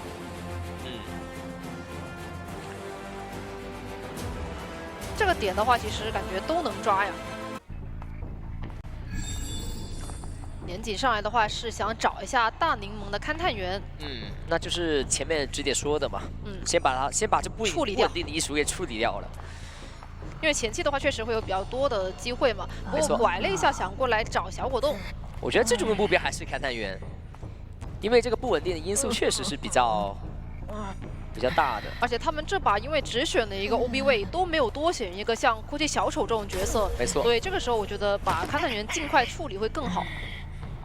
开门破板，先把这个关键板给破掉，碎石躲掉有刺但是又踩上去了，延迟伤害碰到了，好亏啊！这波再来个藤花，而且这里勾到了，再来个碎石一刀秒了，10秒的时间，这一把要怎么死跑啊？就太难了，就别说闪现没好，现在移形都还没好，实在太快了。对。 那下一波迪奥来个人救还能保他活，他活了之后还得溜个100秒，密码机才有可能够，因为他回光返照还没有，这种局势太难了，太劣势了。感觉这边的话有一个无伤，但是碎石打到了，没那么亏这个无伤。开门盖板帮忙卡板，卡门碎石飞人顶掉，但是你飞人顶了，队友那边也招飞人顶了，还行，活了，还行，还好。 还好，其实感觉可能得帮一下才行。没错，移形过去要吹一下，但是还是能钻过去啊。不过是帮忙扛了一刀。没错。但其实对于年景来说，因为前期的节奏太快了，所以他现在可以花很多的时间慢慢处理勘探员。是。你2个人呢，那26血要更久了。接下来碎石打谁都可以接受，再吹一下没道具了呀，气象。只能去硬保。是的，那开门战会变弱，因为不单单得要有前期，还要有后期。碎石来了，躲掉，给一刀没打到，往外面走吗？不走，还是想办法博弈。但这里的话有点小卡模。卡了个模型没办法，还是被击倒。2挂密码机2台半，同时气象没道具了，秋也没道具了。是。那这样的话，气象只能去换一台了，就你就挂在红毯这个地方。那下一波守墓人过来，这守墓人没有保人的能力啊，要硬扛，外面差2台半，扛不够的。这得扛到猴年马月去。是的，吸一个宝石。那接下来只要不被震颤就行了，正常救下来，正常打一刀。这样震颤也行吧，反正有刀，监管者。反正年纪那边也不着急。藤万缠绕住了，打碎石，再给一刀，非常精准。没有任何办法，反制不了。所以我们前面也是提到过说，可能除了勘探员，你还是得需要一个陪跑角色。是你没有一个能保他，不然的话，如果勘探员被抓的话，基本没什么机会。是的，哎，不过也很难了。哪怕勘探员真的牵制起来，开门战留一个还是太简单了。确实，因为前面劣势实在是太大了，这比分上的劣势。那挂完之后剩下3个人。接下来还要争这个得分比，尽可能多跑人。因为小比赛不单单看胜局啊，还要看他的一个晋升啊，以及得分比，还有一个像胜负关系这种都是得看的。没错没错。那看看这边能不能保分呢？对陈光来说，底牌切传送落地，但传送落地的话是气象，气象有护轴，但这护轴并没有弹得很远，飞人顶掉，距离太近，但影响不是很大，刀直接倒。这台面修不了了，外面得起新的密码机。密码机其实也还差半台，但是这半台要不起。没错。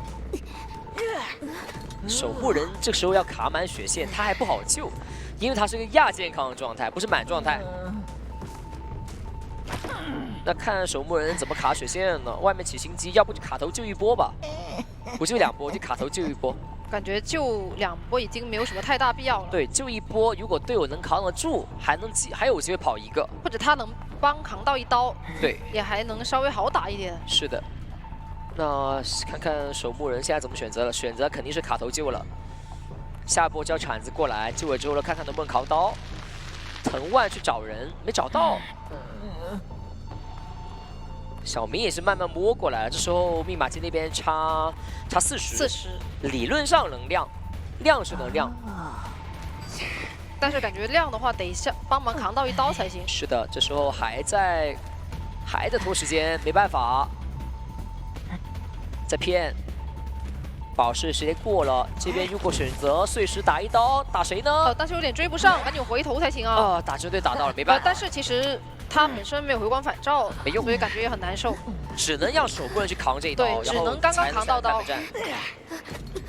我现在一人点一边门口吧，但监管者有传送的且压密码机的人，他离大门太远了，不一定能跑一个。看看小明能不能拖点时间吧，毕竟有铲子的。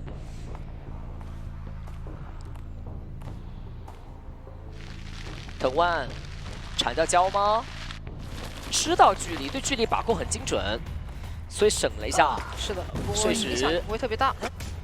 打出来之后呢，直线往地窖口走，但是队友那边还没有点门，队友选择点小门啊，选择点小门，再把门开了，来得及过去吗？但感觉现在小明这边还得撑才行啊。门才刚刚开始点到30了，再拖点时间。监管者也知道那个就有个地窖，所以一定会把它往外面压。对，先去确认一下地窖位置，再开个门，这位置铲子。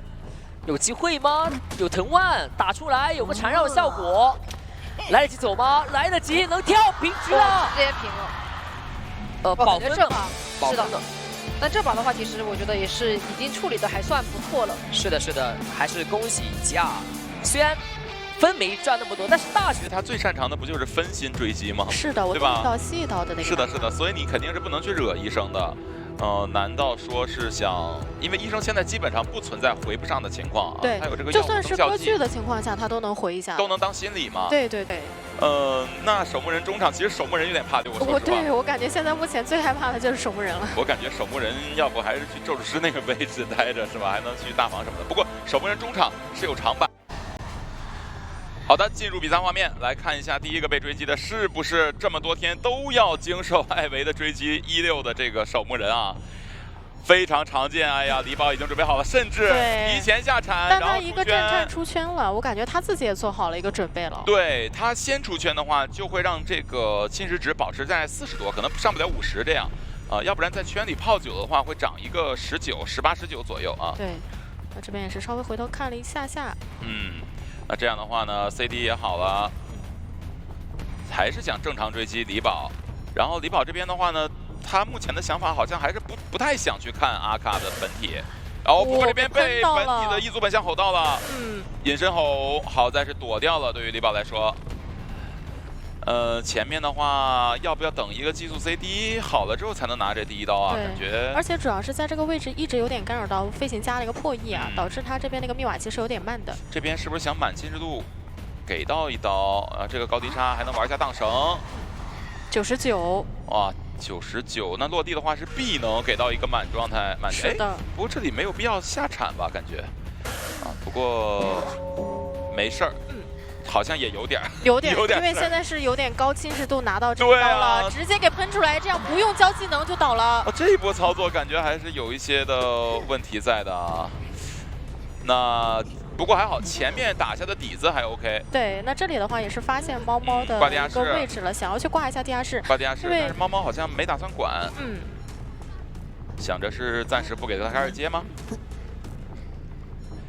感觉猫猫已经要离开这个位置了，本来可能想稍微干扰一下，但看左下角他已经是要离开了。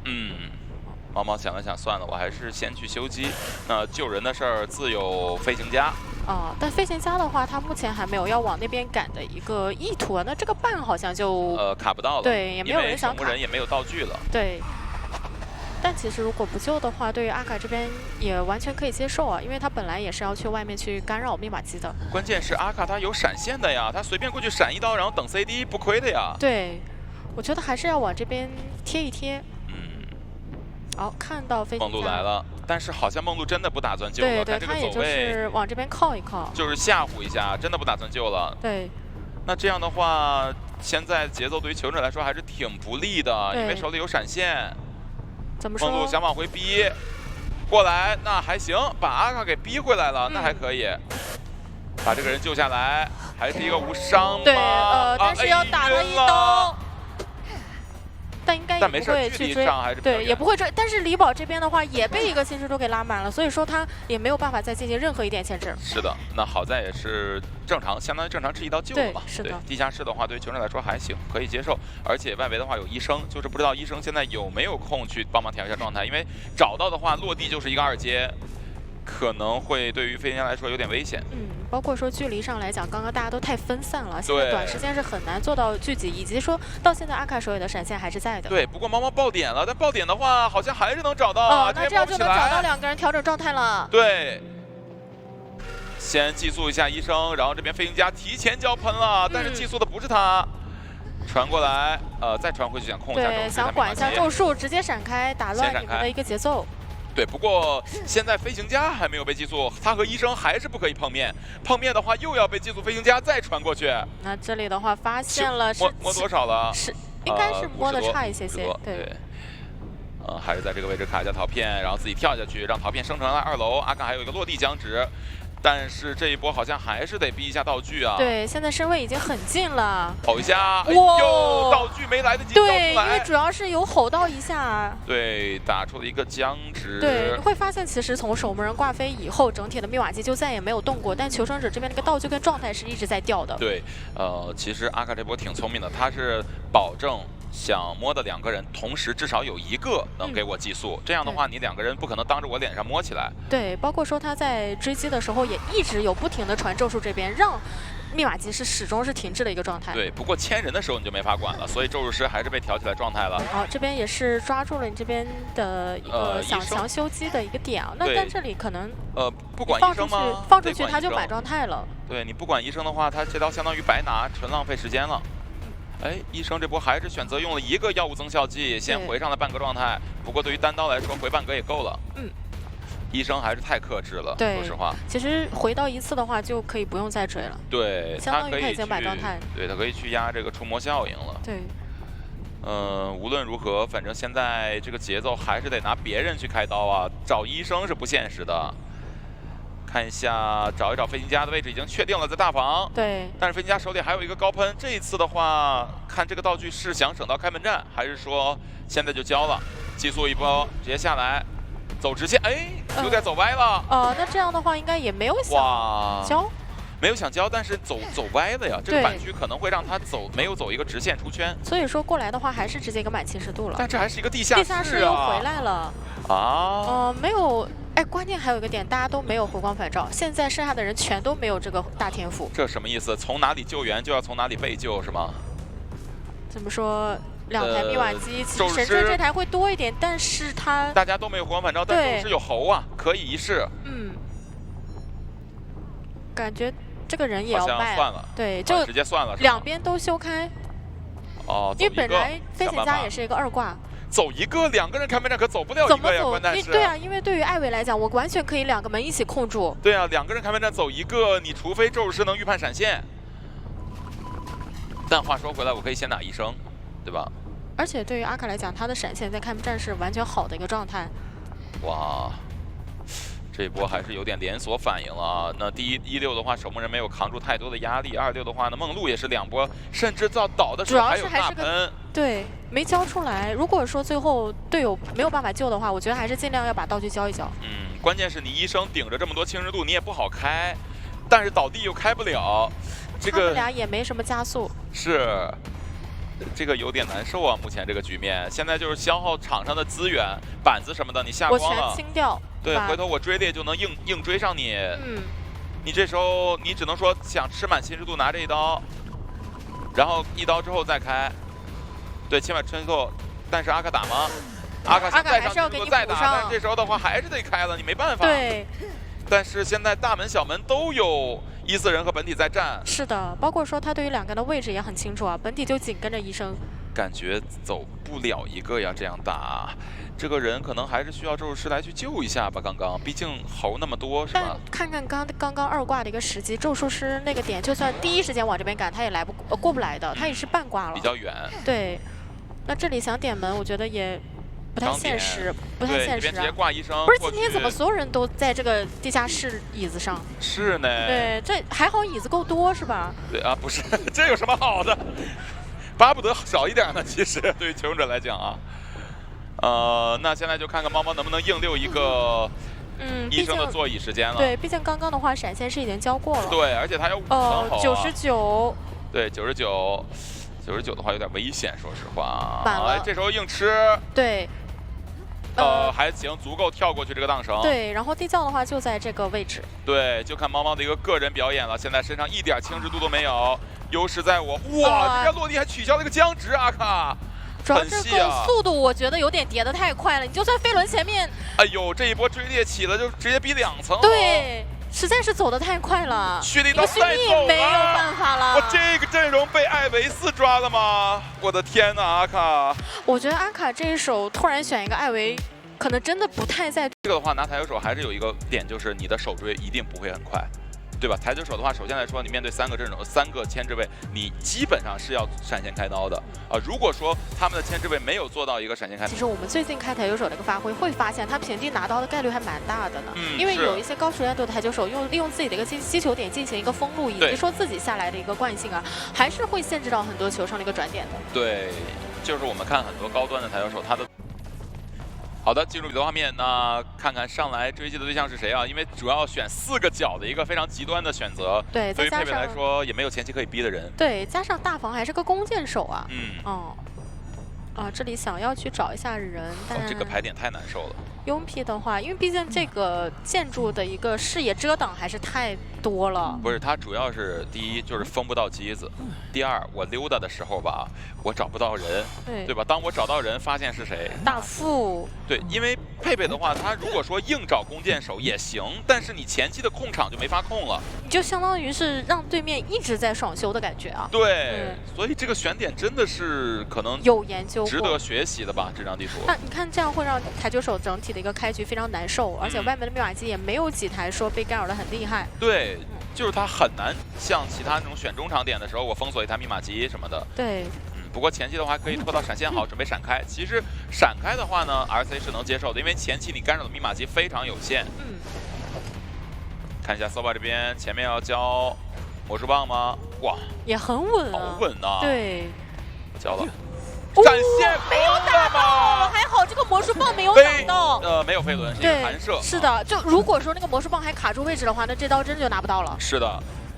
闪开张广好现在有主球，但是隐身期间是进不了主球的。不过现在身位离得很近，哇，好敏锐的耳朵。是的，这直接一个反走，佩神基本上没有犹豫，直接出刀。那这个击倒的话，其实还是经历了一波跌宕起伏的过程。主要也是前面的话找人的环节给到对面让出去了比较多的一个密码机。不过这张地图的话，你只要控住中场附近，其实还有的打。CT 那边密码机修的也难受啊，他这边密码机第一台亮不了，可能会有一个回退2次的风险，因为 CT 还会进行一个换位。他后面要来进行一个2救啊，主要是。这时候大喷夺主球，然后在最后一段喷回来，平地博弈，哇，救的非常稳啊！这一波打的实在是太稳了，而且血线卡的非常的极限啊！是的，那这样的话，其实对于 Soba 来讲还是有一些的牵制机会，毕竟手里还有一根魔术棒。还有魔术棒。对。回来下板了，主球，想吸拉过去了，那还行，能够吸到了，是的。对，但是还是活出了化险为夷啊。是的。活出了化险为夷。那看一下这边第2波救人，应该是安排 CT 过来了，但是 CT 那台密码机的话呢，应该被退到了70，刚刚。那现在是富库这边去接手，不过贝贝是想把他直接往这边给牵的。富库想修，但是还是先走吧。这台密码机要这样说的话，可能还要被回退。控住一台，那想先挂飞Soba再做研究。姚表这一波救人的话，大副救人压力会比较小一点，但是被打出来了，打到了预判的位置。是的，姚表的时候有个小波纹啊，抓住时机出刀。佩神这一局的预判做的还是非常好的。Soba 这里的话也不去进行牵制了，就你打我一刀的话，我就先带走。其实他们还是很想抢开那台70多的一个密码机，也是从头到尾一直被干扰的那台。对。好，这里想干扰一下富库那边。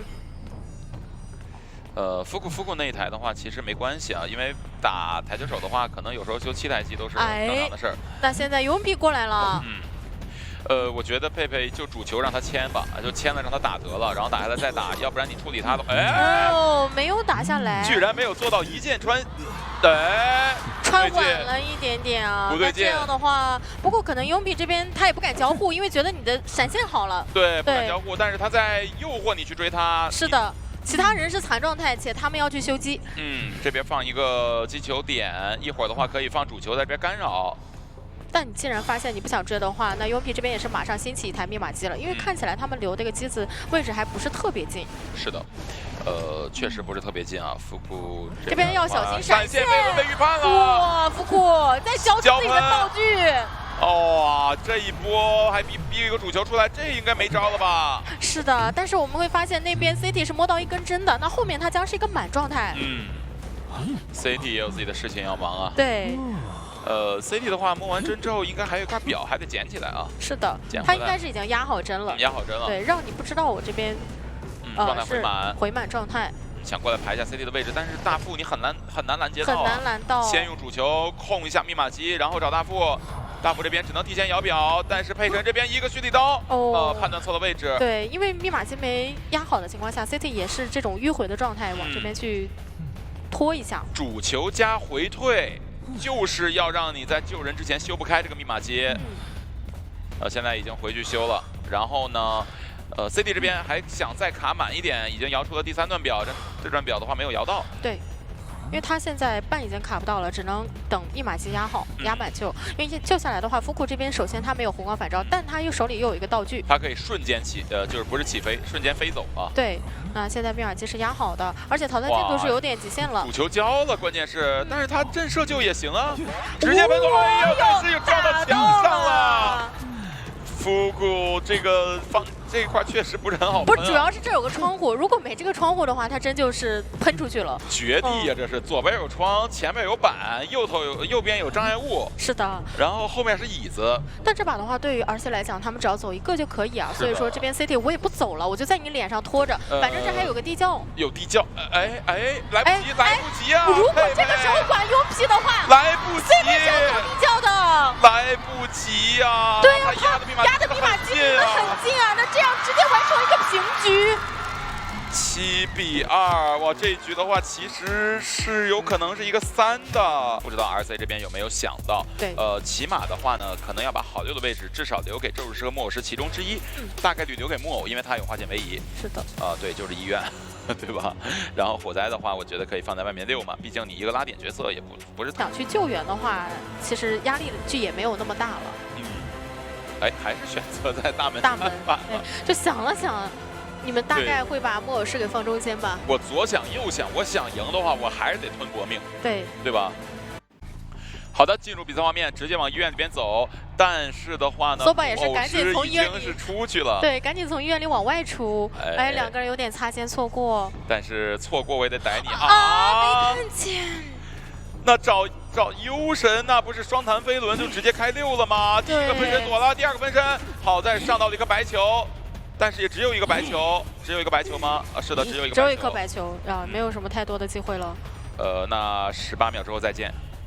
不想让他吸喉，还离远点。离太近，那喉也在早，本来就有1层啊。对，主要是确实这个真空机喧嚣就什么都做不到，而且也大概算到你这边 CD 快好了，我直接一个反弹就给你拉到下一个点位去。但这里交互点的话，其实有可能会上球，稳定上球，交互球稳定上，就看远程能不能拉一个黑球呢？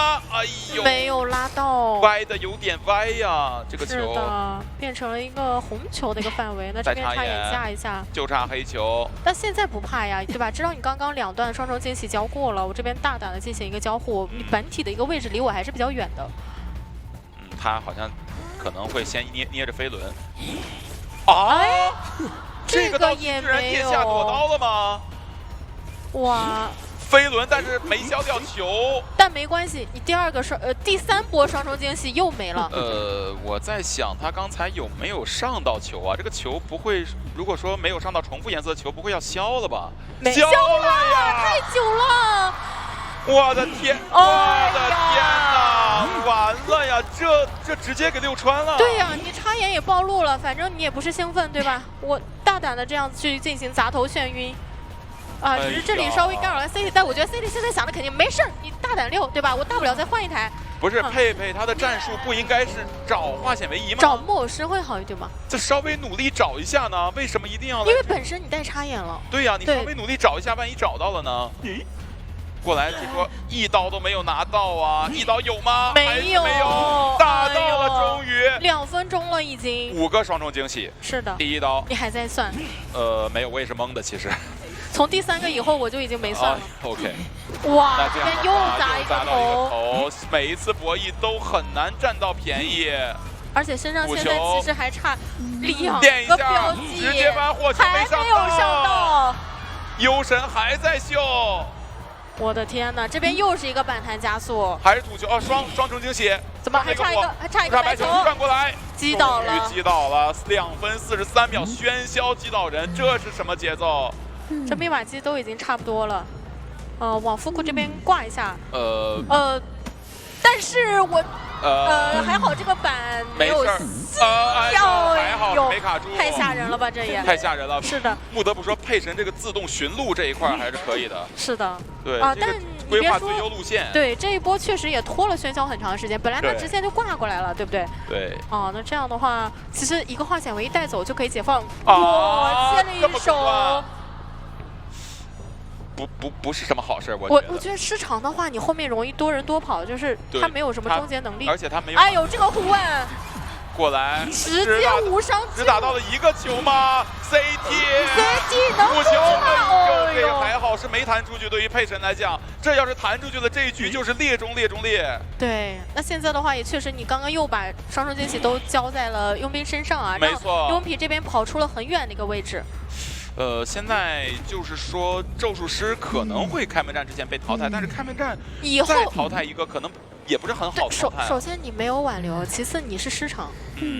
带过来这台机子踹过来，可以不要了，他们已经开新的了。为什么一定要往这边挂呢？夫库已经在女神像那边修新的了，而且进度已经到了60。难道想放一个球在那削减一下修机速度？但其实作用不是特别大，因为这一波还救下来的话，还会是有一个化险为夷的状态。那这样很难受，因为这样手乙没有双重惊喜了，很痛苦的。这个化险为夷是必套出来的，而且密码机必够的呀。而且它可以压得很满。给到刀，而且还扛到了。那这样不管怎么样，反正压好了就可以亮了。蹭反弹，准备直接亮了，不管那么多，垫一下，我加速，你眩晕。哎呦，没在这个板子，手里有个飞轮，飞轮直接亮再接电，还差小门已经开始点了。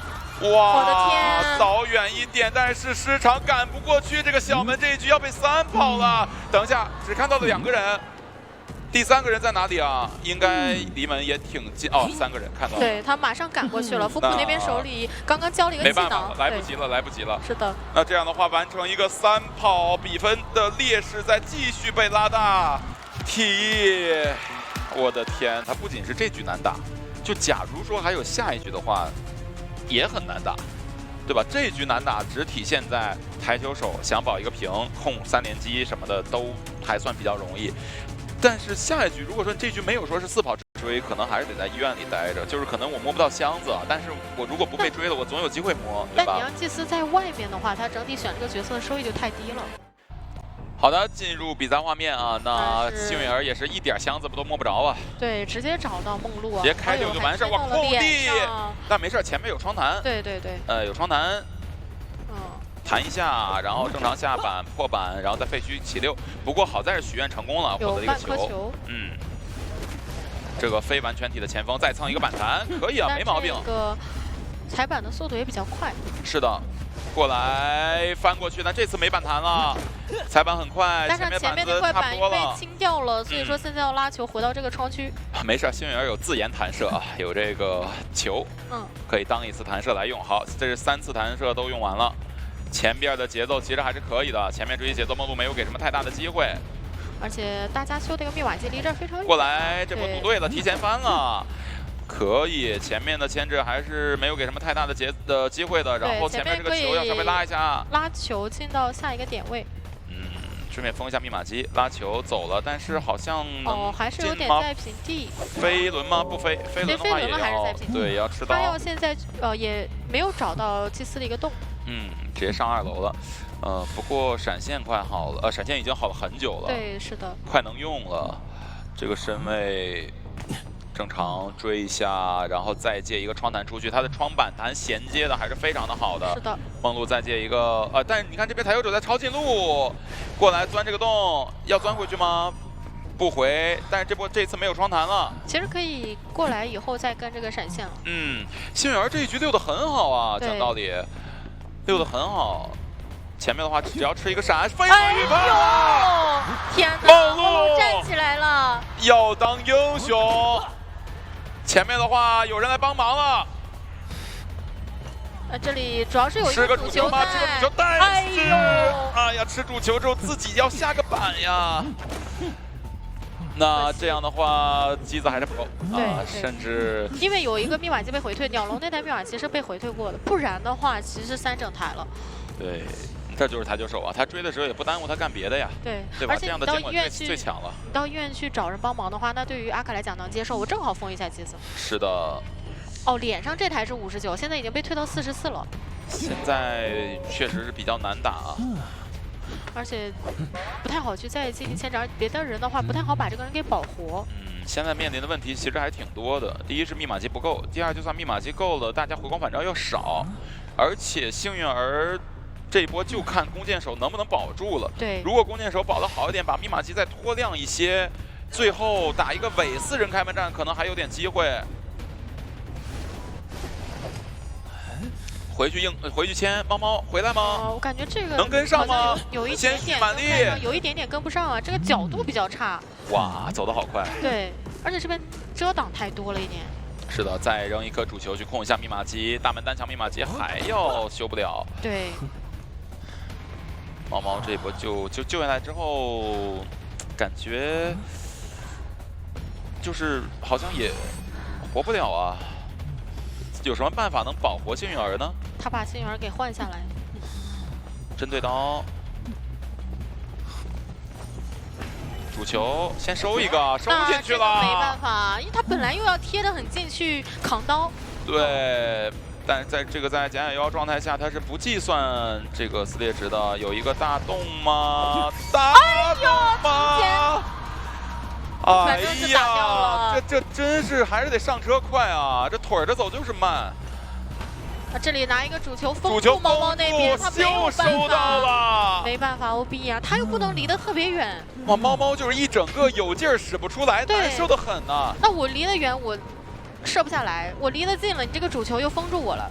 怎么样才能去这样的局面下争3呢？现在甚至有可能要被多抓呀。现在密码机差的比较多，因为刚刚的话，像弓箭祭司全都是，又被收到了，没办法。对，这个地方其实他是想省个飞轮嘛，对吧？他想用秘弩去在你的主球完全生成之前，我出去这个范围，对。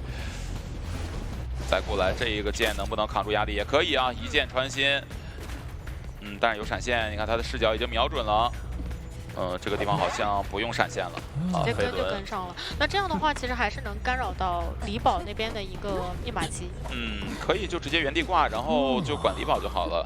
密码机这一局是完全不够的了。没办法，那这台密码机被控住，而且他本身也要来救人，只能指望救人下来之后，猫猫能多撑一会儿，然后外围起心机佣兵就2波。如果要换位的话，机子肯定不够。你不换位的话，少一个化险为夷。对，各种痛苦。现在就是，或者第2波倒的时候，能不能倒到一个祭司好救的点，让佣兵修这台飞轮把闪现，没办法。来了。每次想扛刀的人准确的都被收到这个主球里。哎，真往远挂了。哎，那是不是好像还有点机会啊？佣兵硬修的话，因为那台密码机它更多一点。对，佣兵硬修，反正祭司过来救援，他有化险为夷嘛。对。有化险为夷，看看有没有机会能够保进医院，就是堵住那个进医院的缺口这个点。但是神坠这台的话，会更多一些。想打神坠这台的话，感觉有点上当了。打神坠这台的话，离得太近了，太好控了。这个密码机想打针对。那实在不行就一直扯呗。因为其实80一直扯密码机也不太够。83还是不够，主球再干扰，针对刀有吗？这一刀打到了，没有回光返照，而且没有 OB 位，直接挂上 RC 就锁定胜利了。是的。密码机能不能亮？这局能不能保一个平呢？闪现还有80多秒，密码机直接点亮。是的，但神坠现在3个洞的神坠非常远啊。是的，下来正常跟。包括刚刚李宝他也是在救人的环节，所以说天门还是要一定的时间的。主球躲过了吗？主球被收了，一个蓄力刀带走了神坠，另外一侧大门已经管不到了，但是3抓对于阿卡来说已经完全足够了。那看一下佣兵应该没有什么想法了。对。然后这里的话，就算救下来也没有什么说法，选择直接出门。那也是让我们恭喜 RC 拿到了本场的胜利。哇，那这样的话，其实对于 RC 来讲，他打了2把比赛，全都是2比0给收下。他不仅胜场很多，而且净胜也是拿的非常多。对，能跟你硬拖，我觉得在手语上面去打木偶这个状态是最优的一个解决方法。对吧？这样子，我在一个2-4节奏情况下，我还可以找木偶师，但前期我觉得最好是可以找一找咒术，带闪现。这个阵容是没必要带别的技能的。带窥视者这张地图其实是用不到。对啊，你干扰密码机，因为密码机还是比较分散的，没太大必要，主要是窥视者，对吧？因为毕竟这个转点路线来看，他也不会一个固定区域跟你转很久。好，进入到游戏画面，并没有选择往绿河那边去走。果然找咒术啊！其实那这样子求生方的做的天赋选择，我觉得就很赚了。是，本来就想让咒术师这边去进行一波牵制的。那看一下 ，Grim 的话也是上到2楼，双弹飞轮这边也是带的刚好。对。 但在这里可能就会有点压力，因为你要是利用这个缺口，只能进到前边的双板。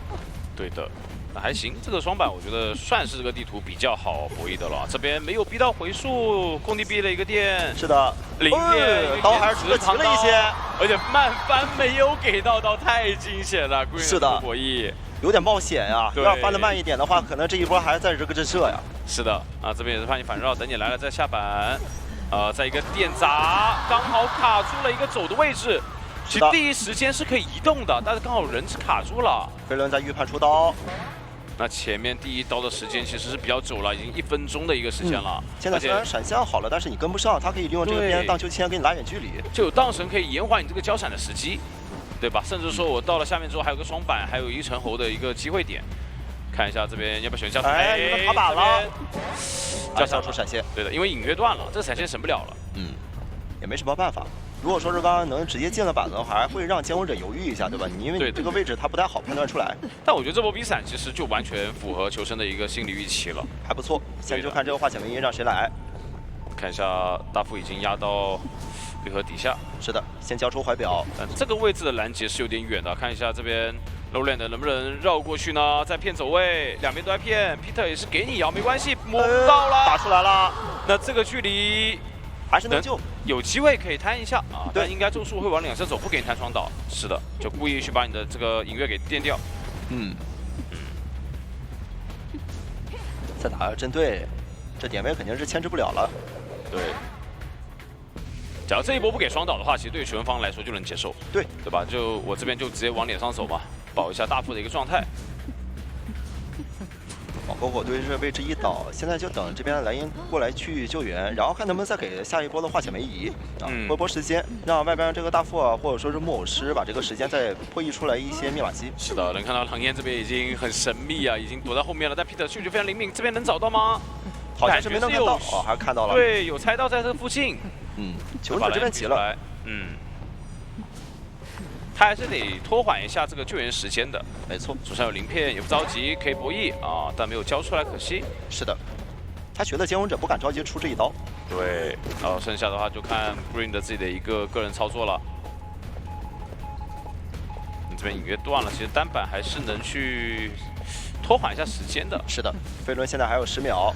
哎，单猴又想去电砸，但是这边没有给到机会，翻窗过去，捡了鳞片，交鳞片又挡了一刀，又是着急出刀，已经看到鳞片交了，但是自己着急出刀挡了一下。这边其实还想电砸，但是 Peter 这边也不给机会了。是，啊，感觉这个延迟鳞片确实很有效果，他抓住机会。那求生者这里的牵制其实也会给到监护者，因为他现在也是知道你教授是带来化险为夷的，啊，我可以去针对一下，看你有没有带火龙反照。没错。那现在的话，其实外面就一个半状态的教授，我觉得教授可以躲起来，但是这边一个偷师好像是看到了教授的位置，直接过来回溯，能拿到吗？鳞片又挡一刀，这局的鳞片怎么都是100发把命中？全预判到出刀了，格局这角色你只能靠预判，你无法进行木压。 不过刚刚那波蓄力刀，应该他也是看到了，索性赌一波。对的，这边过来一个过板，头点过板，直接拿刀倒地。是，哦，我感觉，对我感觉 Peter 他是考虑到了，教授这边是带了一个没有回光返照的天赋。是，你要么双弹加化险为夷，要么就是飞轮化险为夷。哇，而且还是一波地下室，好在是外围木偶石这里还是有个化险为夷的。对，那这局面现在他闪现也还留着，所以说这局面大概率是能去争包3抓的。 有机会，很大机会，因为整台密码机在外面。其实甚至说我这个地下室可以不守，对吧？然后我直接外围去找你大副，然后消耗道具去打。那个开门阵的话，其实没有什么人可以去抗压的。对，回溯过来，把Lowland的逼过来了，但这个脚印好像判断错了位置。是，哦，人生可以无伤救了。打这一刀能来得及出去吗？身上鳞片现在还有4秒。他们还是省了一波化险为夷啊。这个战术安排的话，我觉得。 对于后期在开门战上面有说法，会限制到 Peter 的。这边还是没交出来，倒地，选择不救了吗？不会吧？感觉这个走位有点像不救了。应该会直接亮了之后贴门，让你这个监护者做出选择，你是传送传到那边大门，让他这边怀表再牵制一波。其实这种局面就是只能走一个了。对的，想移形，但是没有去交，我觉得可以直接找大副啊。哎，地窖就在这边的猎人木屋后，选择去找木偶师。木偶师这里还能扛。对，但是要走地窖的话，我觉得难度很大。前边一波路易直接打，没问题。大炮后边板子是没有了的，所以说不能往那边转。现在因为这样只有4具可以扛刀了。哦，一个扣板刀再次击倒，这几次了，全都是头铁。对。对 Peter 来说，我就拿刀很果断嘛，就哪怕说你鳞片真的能挡没关系，我的熟练度高，我隐跃不断的情况下，我还是能补上我的距离。那这样子的话，上半回合也是这塔的监管者这边先拿下了一个死球，幻灯师就给这个古董商套保命了，应该不会带兴奋，大概率还是闪现。他要保证到第一刀我是能有，对，带兴奋的话，我可能第一刀都没有，是这个就问题就很大了。所以说带闪，来看一下大房附近的古董商。开局应该不会找古董商吧？我觉得还是会逛一逛吧，对吧？先逛一逛，把自己的闪现逛出来，确定能稳拿一刀。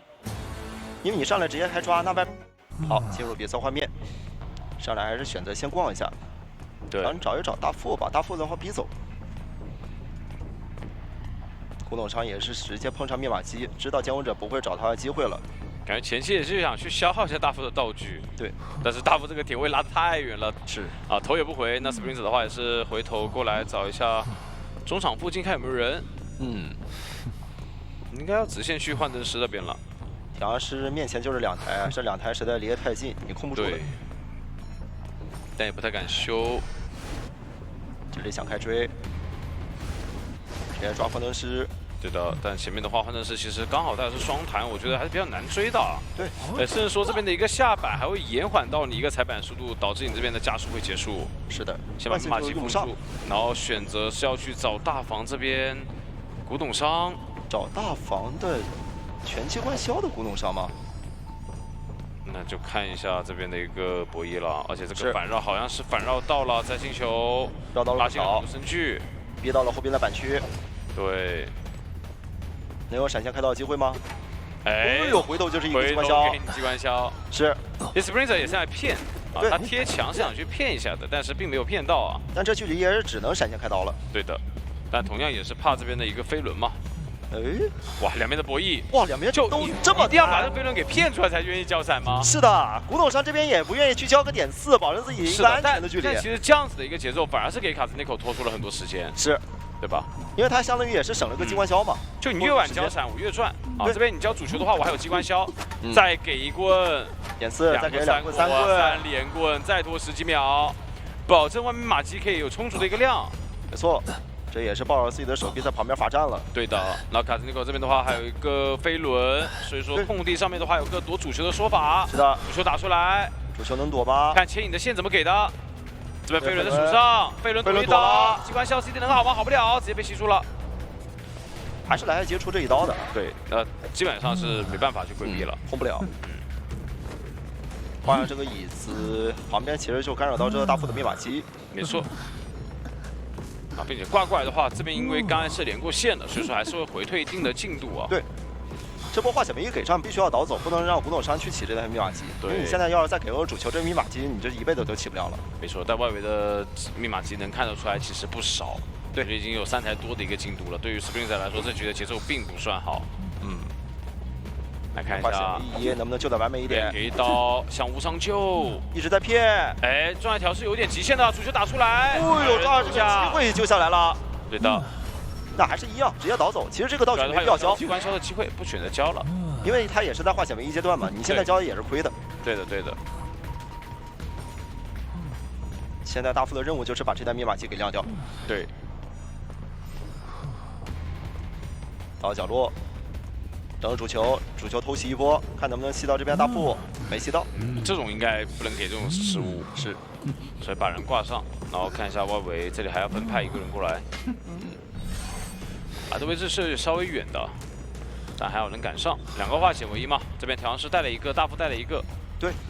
把中场密码机再管一下，手上机油点其实不太多。那对于卡兹尼克来说的话，下也是有一定的牵制机会的啊。想骗。骗不到，能不能无伤救之一波？应该直接回箱救就好了，回箱救就好了。对，必须要摊到这个伤害。哎，飞轮躲了。但这样子的话，反而是给了卡森之口一些身位的。是的，手上机关枪也不多了。看一下这边，还在骗到了，再骗一波拉线吗？哎，还是拉到，那这样基本上没有机会溜了。差了些，出这一刀只能倒2楼。但对于泽塔来说，他们这局目标是保平，但我觉得这一局是有很大机会能保平的，因为我们都知道，其实你带了张狂挽留闪现的一手抬手的话，对于开门战啊，你去管门是没太大说法在的。对，但现在的话，中场密码机是被回退到了79的一个状态，所以说直接立马管住。你看后面选择了一个拉扯先，这篝火的密码机修了跟白修一样，对，全被倒退完了。但这里也是一台密码机啊，给他一刀。好，篝火现在已经失料了。现在中场再去控，中场密码机也是比较多的。我让你抢，把水友打出来，但其实猎人就是大房这边已经开了一个新的了。现在就是逼道具，看能不能逼出来一些。对，想交闪，但是发现距离好像不太够啊，选择忍了一下。现在大副的怀表是一定不会交的，因为他只要拖到开门战，这个保平的概念实在太大了。下只要有没人上去就行了，对吧？哇，还是敢翻啊！还是敢翻，真不怕这是闪现直接一个刀啊！对的，哎，这波换了波状态，还是能接受，我觉得。然后这要去管下大房密码机了，密码机98、99压好，主球还没有抓到。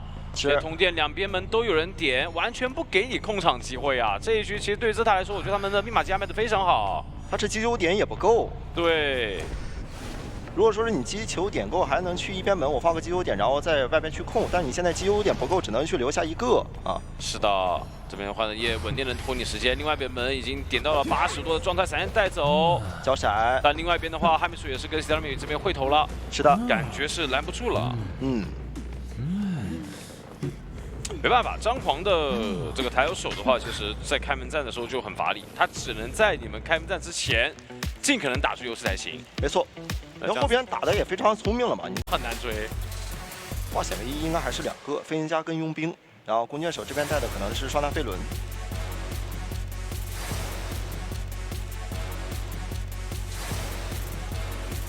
还只能是个闪现啊！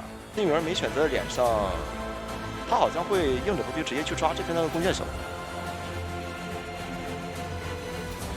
你要先你去找这个幸运儿，假如说你独栋是个地下室，直接找假门，哇，直接去追弓箭手，是找卡斯内寇，对他这边也不给你绕了，反正就常规拉点嘛。来，隐约看能不能打断，等你下板之后，对，等你下板再隐约过来，要不要补一发呢？哇，还在摇，两方都在骗，哎，通了！打断，是的，但这一剑其实挺亏的，因为他这个转点路线来看啊，没有带双弹是拉不开距离的。是的。卡斯内口这边的话也是想骗，等等，直接打了个滚震射，哇，这击倒速度太快了，37秒，挂上椅子进一个45秒。把人挂上中场啊，看一下，我觉得这一把对 Spencer 来说机会很大呀。这击倒速度实在太快，然后弓箭手这样的牵制，其实他想把自己的上限撑得高一点，他想省一下自己的剑嘛，他并没有选择在他的交互的时候，我就是给你补上撕裂值。没错，这里逼佣兵过来救，手上有闪现，佣兵不敢离他的身距实在太近，因为你身距实在近，他就会直接闪现了，就导致刚刚的护腕提前交，但现在的血焰条有点极限了，你需要赶紧贴，有机会打到震慑吗？哎，啊，还是打到了佣兵，对，而且过半了。哦呦，这边是，他刚刚是想利用自己的一个弓箭或者骗刀嘛，这样其实更方便自己在救援的互动这个动作的时候快速取消。哎，骗这边的一个隐约，但是还是没有打断。那这样2牵制也没能牵制起来。是的，哇，自己的刀具都已经快交光了。对，消耗干净了，而且这一局密码机完全不够啊。完全。然后因为这波救援上面的话，佣兵其实是交2个护腕的，道具上面还有点亏。是，幸运儿即使能摸出个遥控玩偶，这机子量他也修不完啊。现在完全就不同，闪交闪过来给一刀救不到了，救不了了。另外一边佣兵也是半状态，不能救，只能让幸运儿来救。那这样子一波救援要掉3个人的状态。这边赶紧状选一个信号枪，但这个位置应该是不选择交的，他必须要保这把枪交出来，让保弓箭手去拖时间才行。是，先交枪，但云云没有打断。再控遥控玩偶，对的，遥控玩偶是在补状态。然后这边本体的话去跟佣兵补状态，得赶紧补状态，不然这局要很难打，很难打。对，这是唯一的一点能及时止损的地方。是的，那这边的话还有能坐车吗？上电车拖点时间，先给个龙骨弓，然后再上车可以。哎，但是离的位置有点远了吧？打中核心，他想要坐到临边的红叶河，但距离不够啊。对的，飞轮再一躲，来得及吗？隐月其实还在。故意往车道上打，让你打完被车撞，被车撞，然后自己还可以爬到车底拖时间。哎，爬在车里边了吗？不知道有没有爬到，好像有吧？好像没有爬到里边去。轨道外面是吧？对。哦，轨道外面那没。因为他刚刚是直接打飞机飞出去了。对，那还行，那没有再拖更久。是，死边在这边也是挺细节的，就是我宁愿自己被车撞，我也不可能让你爬在一个车底里。那这一波的话，就是把状态都给打回来很多了。对。但这边幸运儿是没有时间补状态的。是的。然后过来这里。主动站密码器也不能要，然后选择要去解决一下机械傀儡，但打了幸运这个娃娃的话就要爆点了，这边没有换到道具的。是，斗力鼠爆点了，哎，还好，但不太想去，他想先管一下密码机，因为刚刚人就在蝴蝶湖旁边。是，啊，但是没有管，想看看，如果说2层阁楼这边有人，他就能逼到道具了。是的，但是并没有找到人，大家拉得很开，手上已经是个传送，想追吗？想追着试试，对的，因为现在谁修我就传谁嘛。现在我现在没修的话，那我就去抓幸运儿了。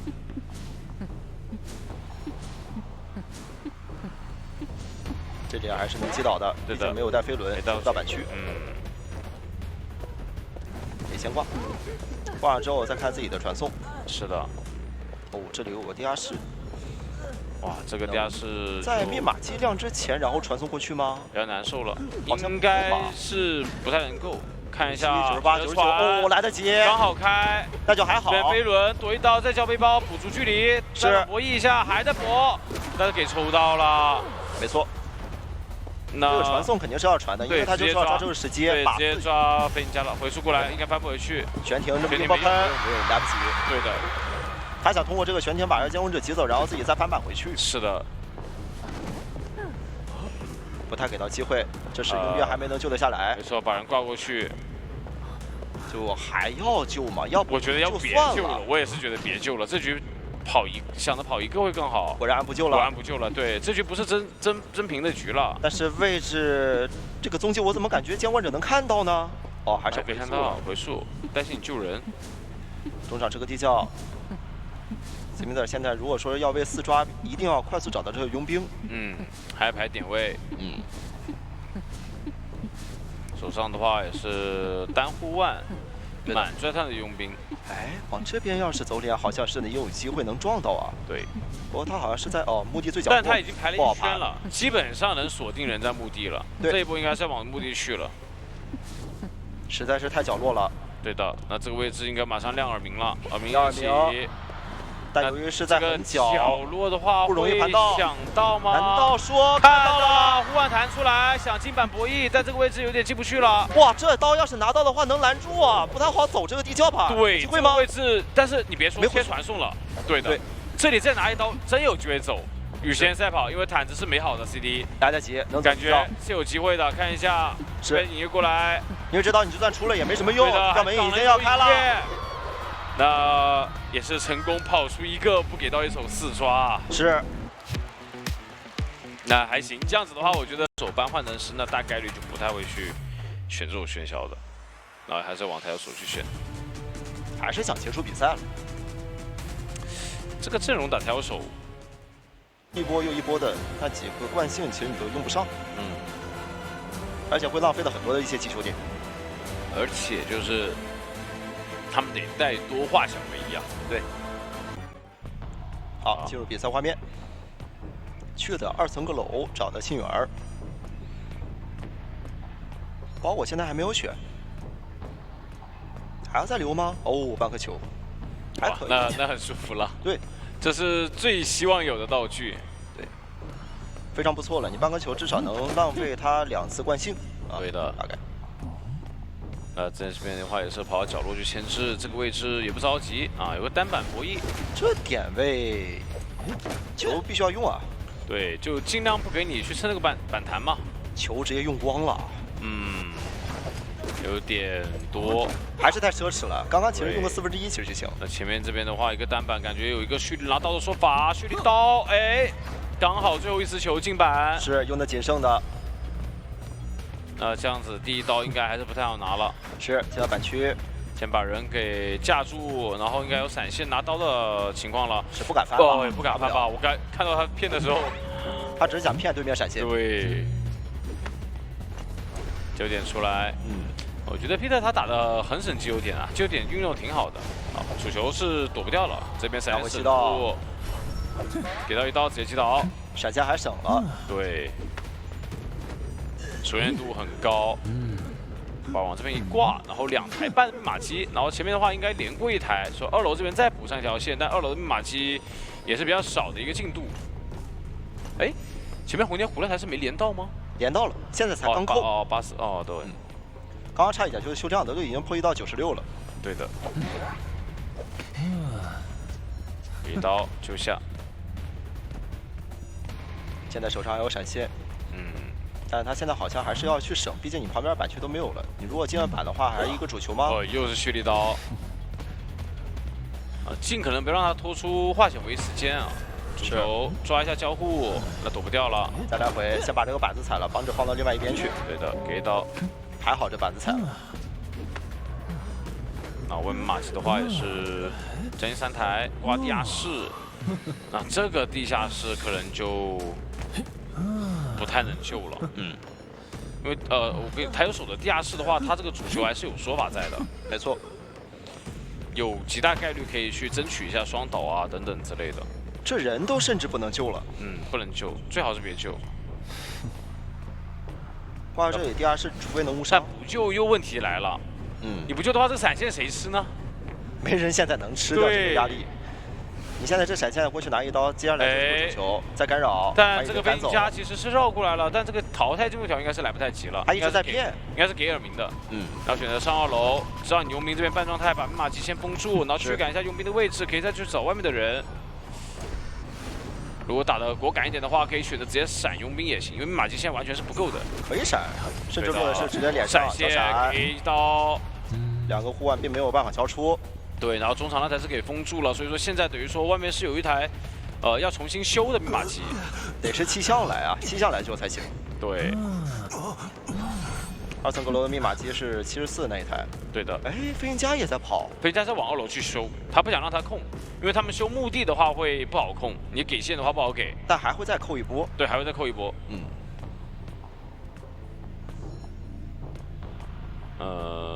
再想要打一个主球吗？球其实可以打。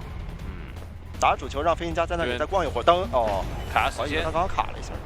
陈云那是可以躲掉这个主球时间的，是给一刀。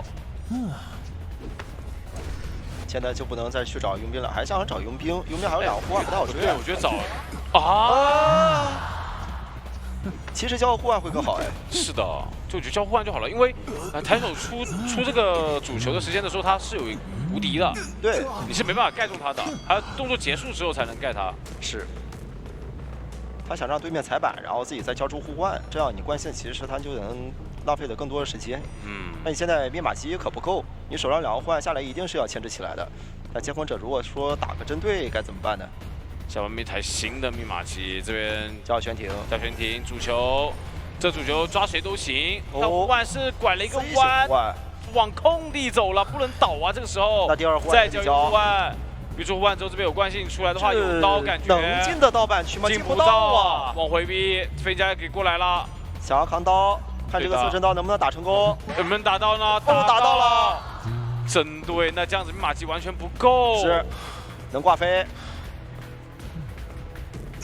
这边把人挂上，知道你这边下学家刚修的是独栋密码机，对，主要是道具上面刚刚每一波救人都是消耗的挺多的，先把密码机封住，但82我觉得得本体过去啊，可以过去的，他把这个主球也搭上就行了，在瞄这里要一直干吗？93了，94、95，这个主球，我觉得本体过去就好了呀。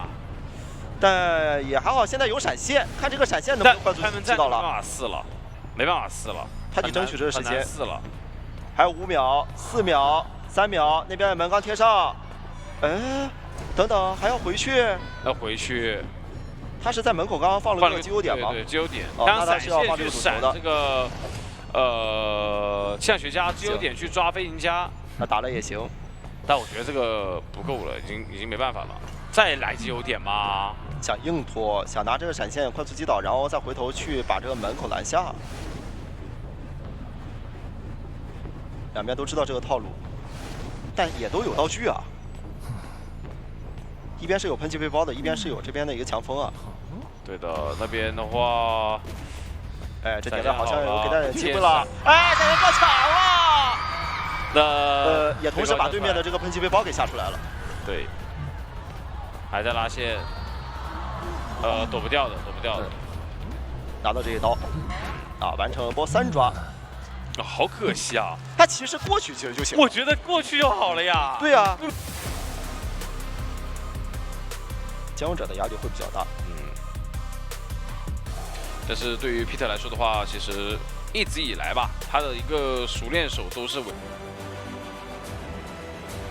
同样还是拉点，保护到机械，让机械这边能直接跑到大象谷那边。对的。密码机干扰不要太多，唐人。好，进入比赛也是上来直接先赶一下这边的火灾。到底抓不抓就看到了中场他怎么走了。我觉得也可以抓，也可以不抓，因为他这个转点路线的话，就是不按常规去。哎，放歪了，歪的太多了。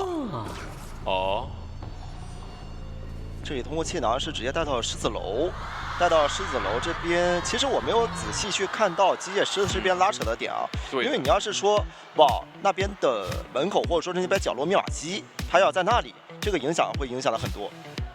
确实，对吧？感觉。因为它主要是他走这边的话，它主要还是干扰密码机为主嘛。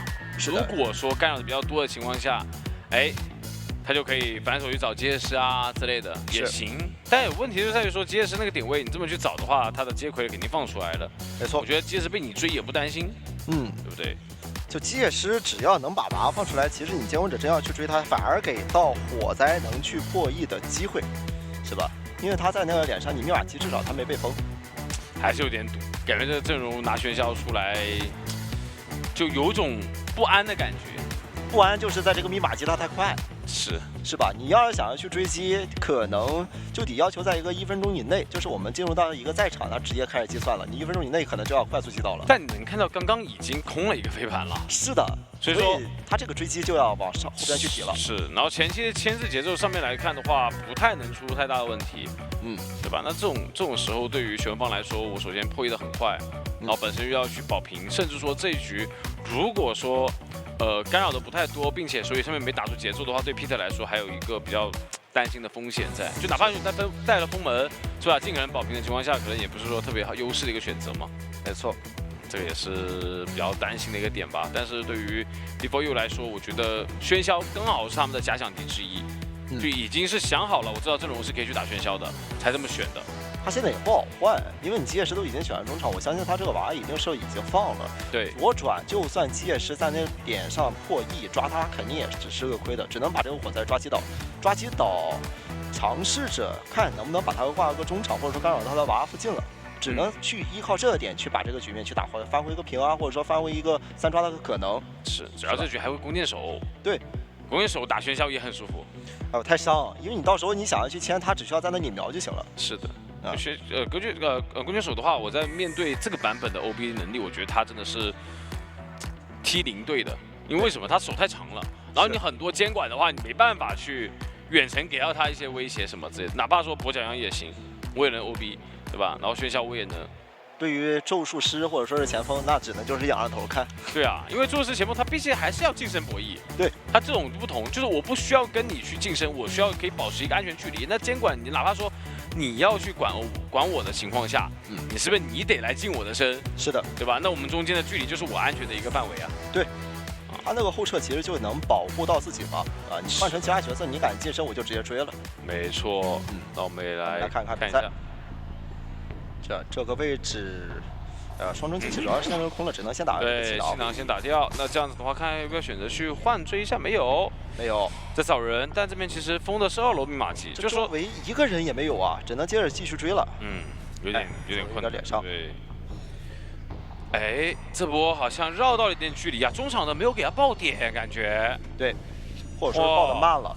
对，那这样飞盘没交，贴近身位，低头一直藏着自己的狩猎本能，还是出了着急的一天。真的2个全空，但是前面移形交出来有1刀的说法，哎，没有给到，哦，绕场幸福也交了，张狂亮起，但他只是个单化险为夷啊，只能再利用自己的气囊。对的，气囊再交出来，进入单板，手上有空中飞人，但是外面马基的话，其实也不是很快啊，感觉这局。跑图上面应该是消耗一点时间。是，发现吉野石已经是跑到独洞了啊，跑到大房那边了。对，然后是往角落前置，绕场谢幕，然后再进行击倒。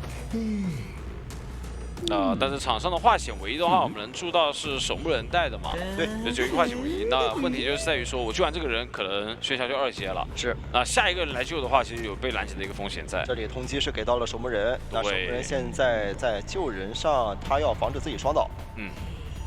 救人应该是没什么太大问题的，就看能不能保证自己的状态。对，保自己的状态。你要保证自己的状态去走，因为现在还是需要他去破译的，到时候再换人让弓箭手来救，看能不能无伤吧，有点难。现在应该会硬摊。无伤，摊不了双倒。但我感觉他刚刚过去挪的那半步，应该是想着试一试。想着试一下。然后这里的话应该是找弓箭手附近去倒地了。对。没看到弓箭手来了。我觉得这一波就很好，为什么？因为你移形交了，我这个时间真空期的话，我是可以去来 OB 的。但倒在这个位置，弓箭手有点难欧吧？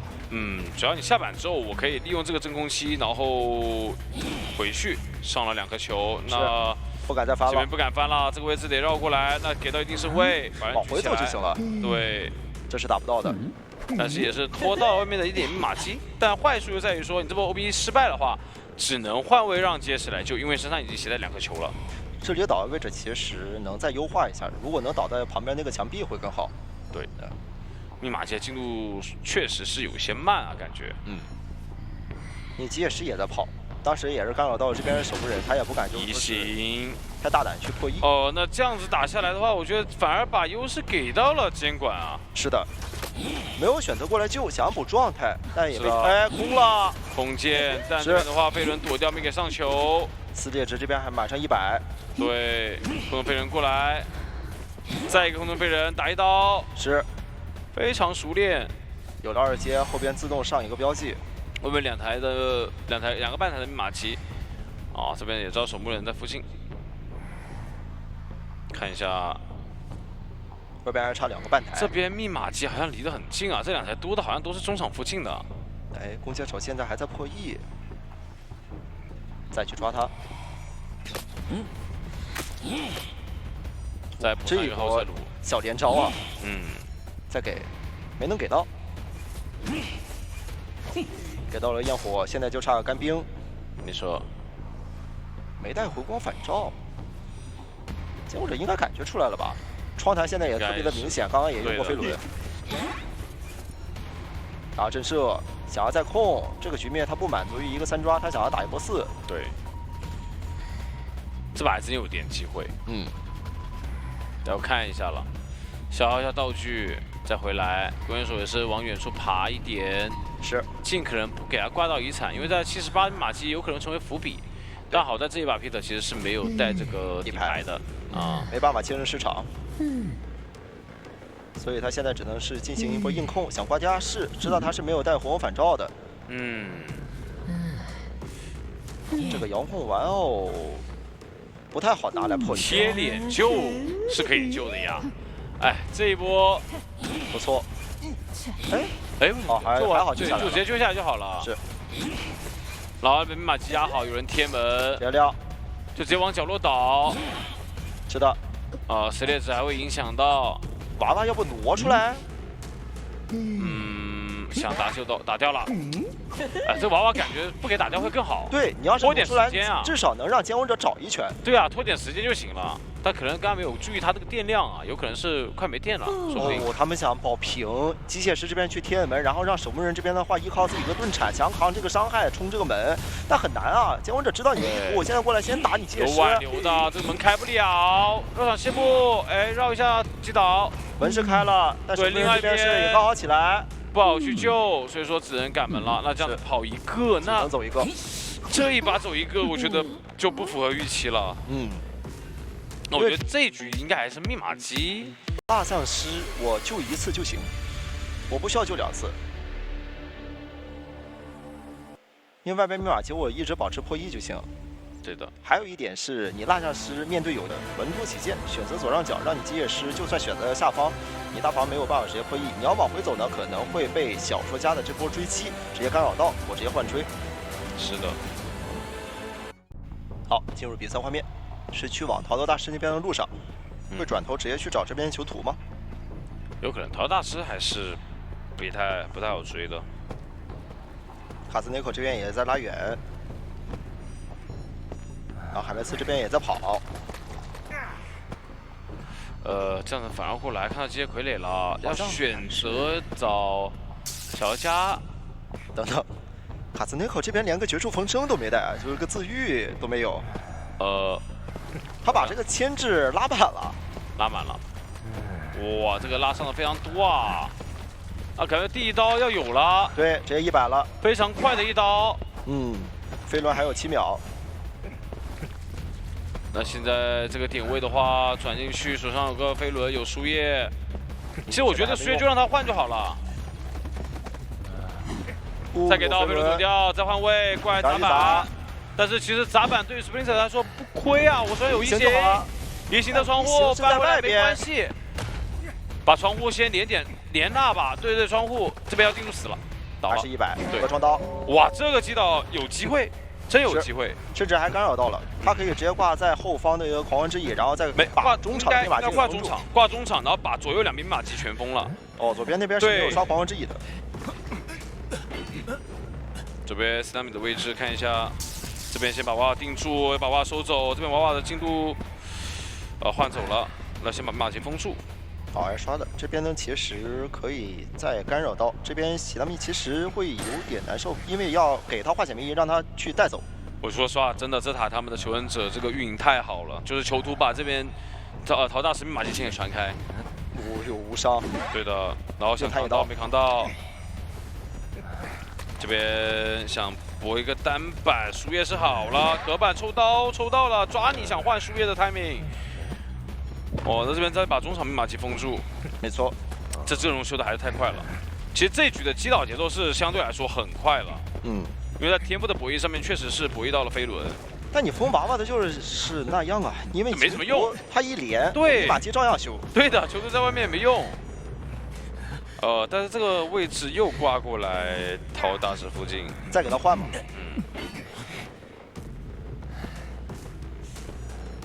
看囚徒有没有想过来的意思。如果他过来的话，就是要再给个化险为夷了。没错，中场的话再能封一下。这娃娃不能给他，但这一波应该是直接救到了。这刀最好是别给，你给了就2阶了。对的。他也是给多点蜡嘛，这样让你不好过来去帮忙。一个树叶换位，拉开距离走模型，不让你上蜡。是想再倒角落。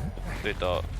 但这边牵制空间的话，可能就稍微少了很多了。想搏板，然后给自己再争点时间。是的，这个博弈非常漂亮啊，抽到一刀。而密码机的话，会有一个半台给到 Splinter 一点发挥空间，但是我觉得相对来说，要去争4难度很大。哇，状态都没补，传送落地。不给你补状态的机会，迷烟炉交出来，但娃娃其实在旁边可以第一时间补上密码机的，回头直接抓这娃娃。但迷烟炉的话，其实也影响了这个视野的判断啊。他现在其实怎么打都是亏的，因为你回来管了这个娃娃，他其实就能直接拉开距离了。是的，传送落地等于什么都没收到，对吧？你把这娃娃解决掉，那这边逃脱大师我就可以直接逃跑掉了。你现在就找不到他，对，一旦把这个状态补上，后边再密码机过来给去修，你这传送 CD 也没好。而且这个大模型虽然说直通道很多，但是真的很能防这个反绕，完全就知道你有没有绕我，所以说你要拉近身位的话很难。现在再去破译，就差这最后一台了。外边已经起了新密码机，但这一把是有2阶了，现在得抓紧时间。如果密码机超过70的话，再不击倒可能就不太能打了。现在其实击倒了对他来讲也不是什么好消息，因为后边密码机他们不会选择救了，应该会直接亮。对，因为都没有带红反照，那我不如去依靠着这样现在的一个满状态，在旁边给你绕模型，给你压力。一旦要给出一个合适的身位，我就能无伤救。这边先把密码机在里面抖动，只要过来救人了。啊，这个判断还是非常好的。但是我结石就在这里，不救的话你没办法呀。手上有传送。其实我觉得这一把是有一点机会的，虽然说，但是你直接亮了。但是这边的话，主要2个门，然后这个唐人街的门还有个好处，说蜡像师管这个2个门的话，其实是有机会能管得到。没错。你看这边想去封门了，但你封这边门是没事，大房亮的密码，对，大房亮的密码机，你不用着急。其实对视频者来说，不用着急。我觉得真不用着急，这样给身位了，完了。那你这传送在这里去用到的话，对面门就肯定拦不住。对，其实不用着急，他的位置他应该往左走，把他往右边逼，这样子你的路线会更远。然后把这门一封，然后我手上传送去管那个门，真有一点点机会。但说是不急，但是他也心中不知道，就是说你这边到底有没有贴到那边的门。对，没办法。那这样子的话也是成功击倒结师。是的，对的。那也是代表这边Zeta获胜。没错，只要跑出1个嘛。对，这局硬性条件只能说4抓。对，也是让我们恭喜Zeta获得了本场比赛胜利啊！没错，虽然说有点波折，但是我觉得结局是好的。是的，在今天其实他们也还拿到一个净胜分的。来看一下目前的一个小组情况了。A 组这边的话也是由 RC 现在第1、第2是北京 WPG， 第3是 T1， 第4是 DFM 以及第5的 AR。B 组这边是 GRD 以及 Axis 第2，还有 X Team 第3，以及成都狼队是第4，成都 GG 是第5。是的，那我们看到 C 组这边第1是 FL， 第2是 FPS 朱雀，第3名是 Omni， 第4名是 ACT， 第5名是 PRR。D 组呢这边是第1名 MRC， 第2名是 Zeta， 第3名是 Before You， 第4名 LX， 第5名是RT。对的。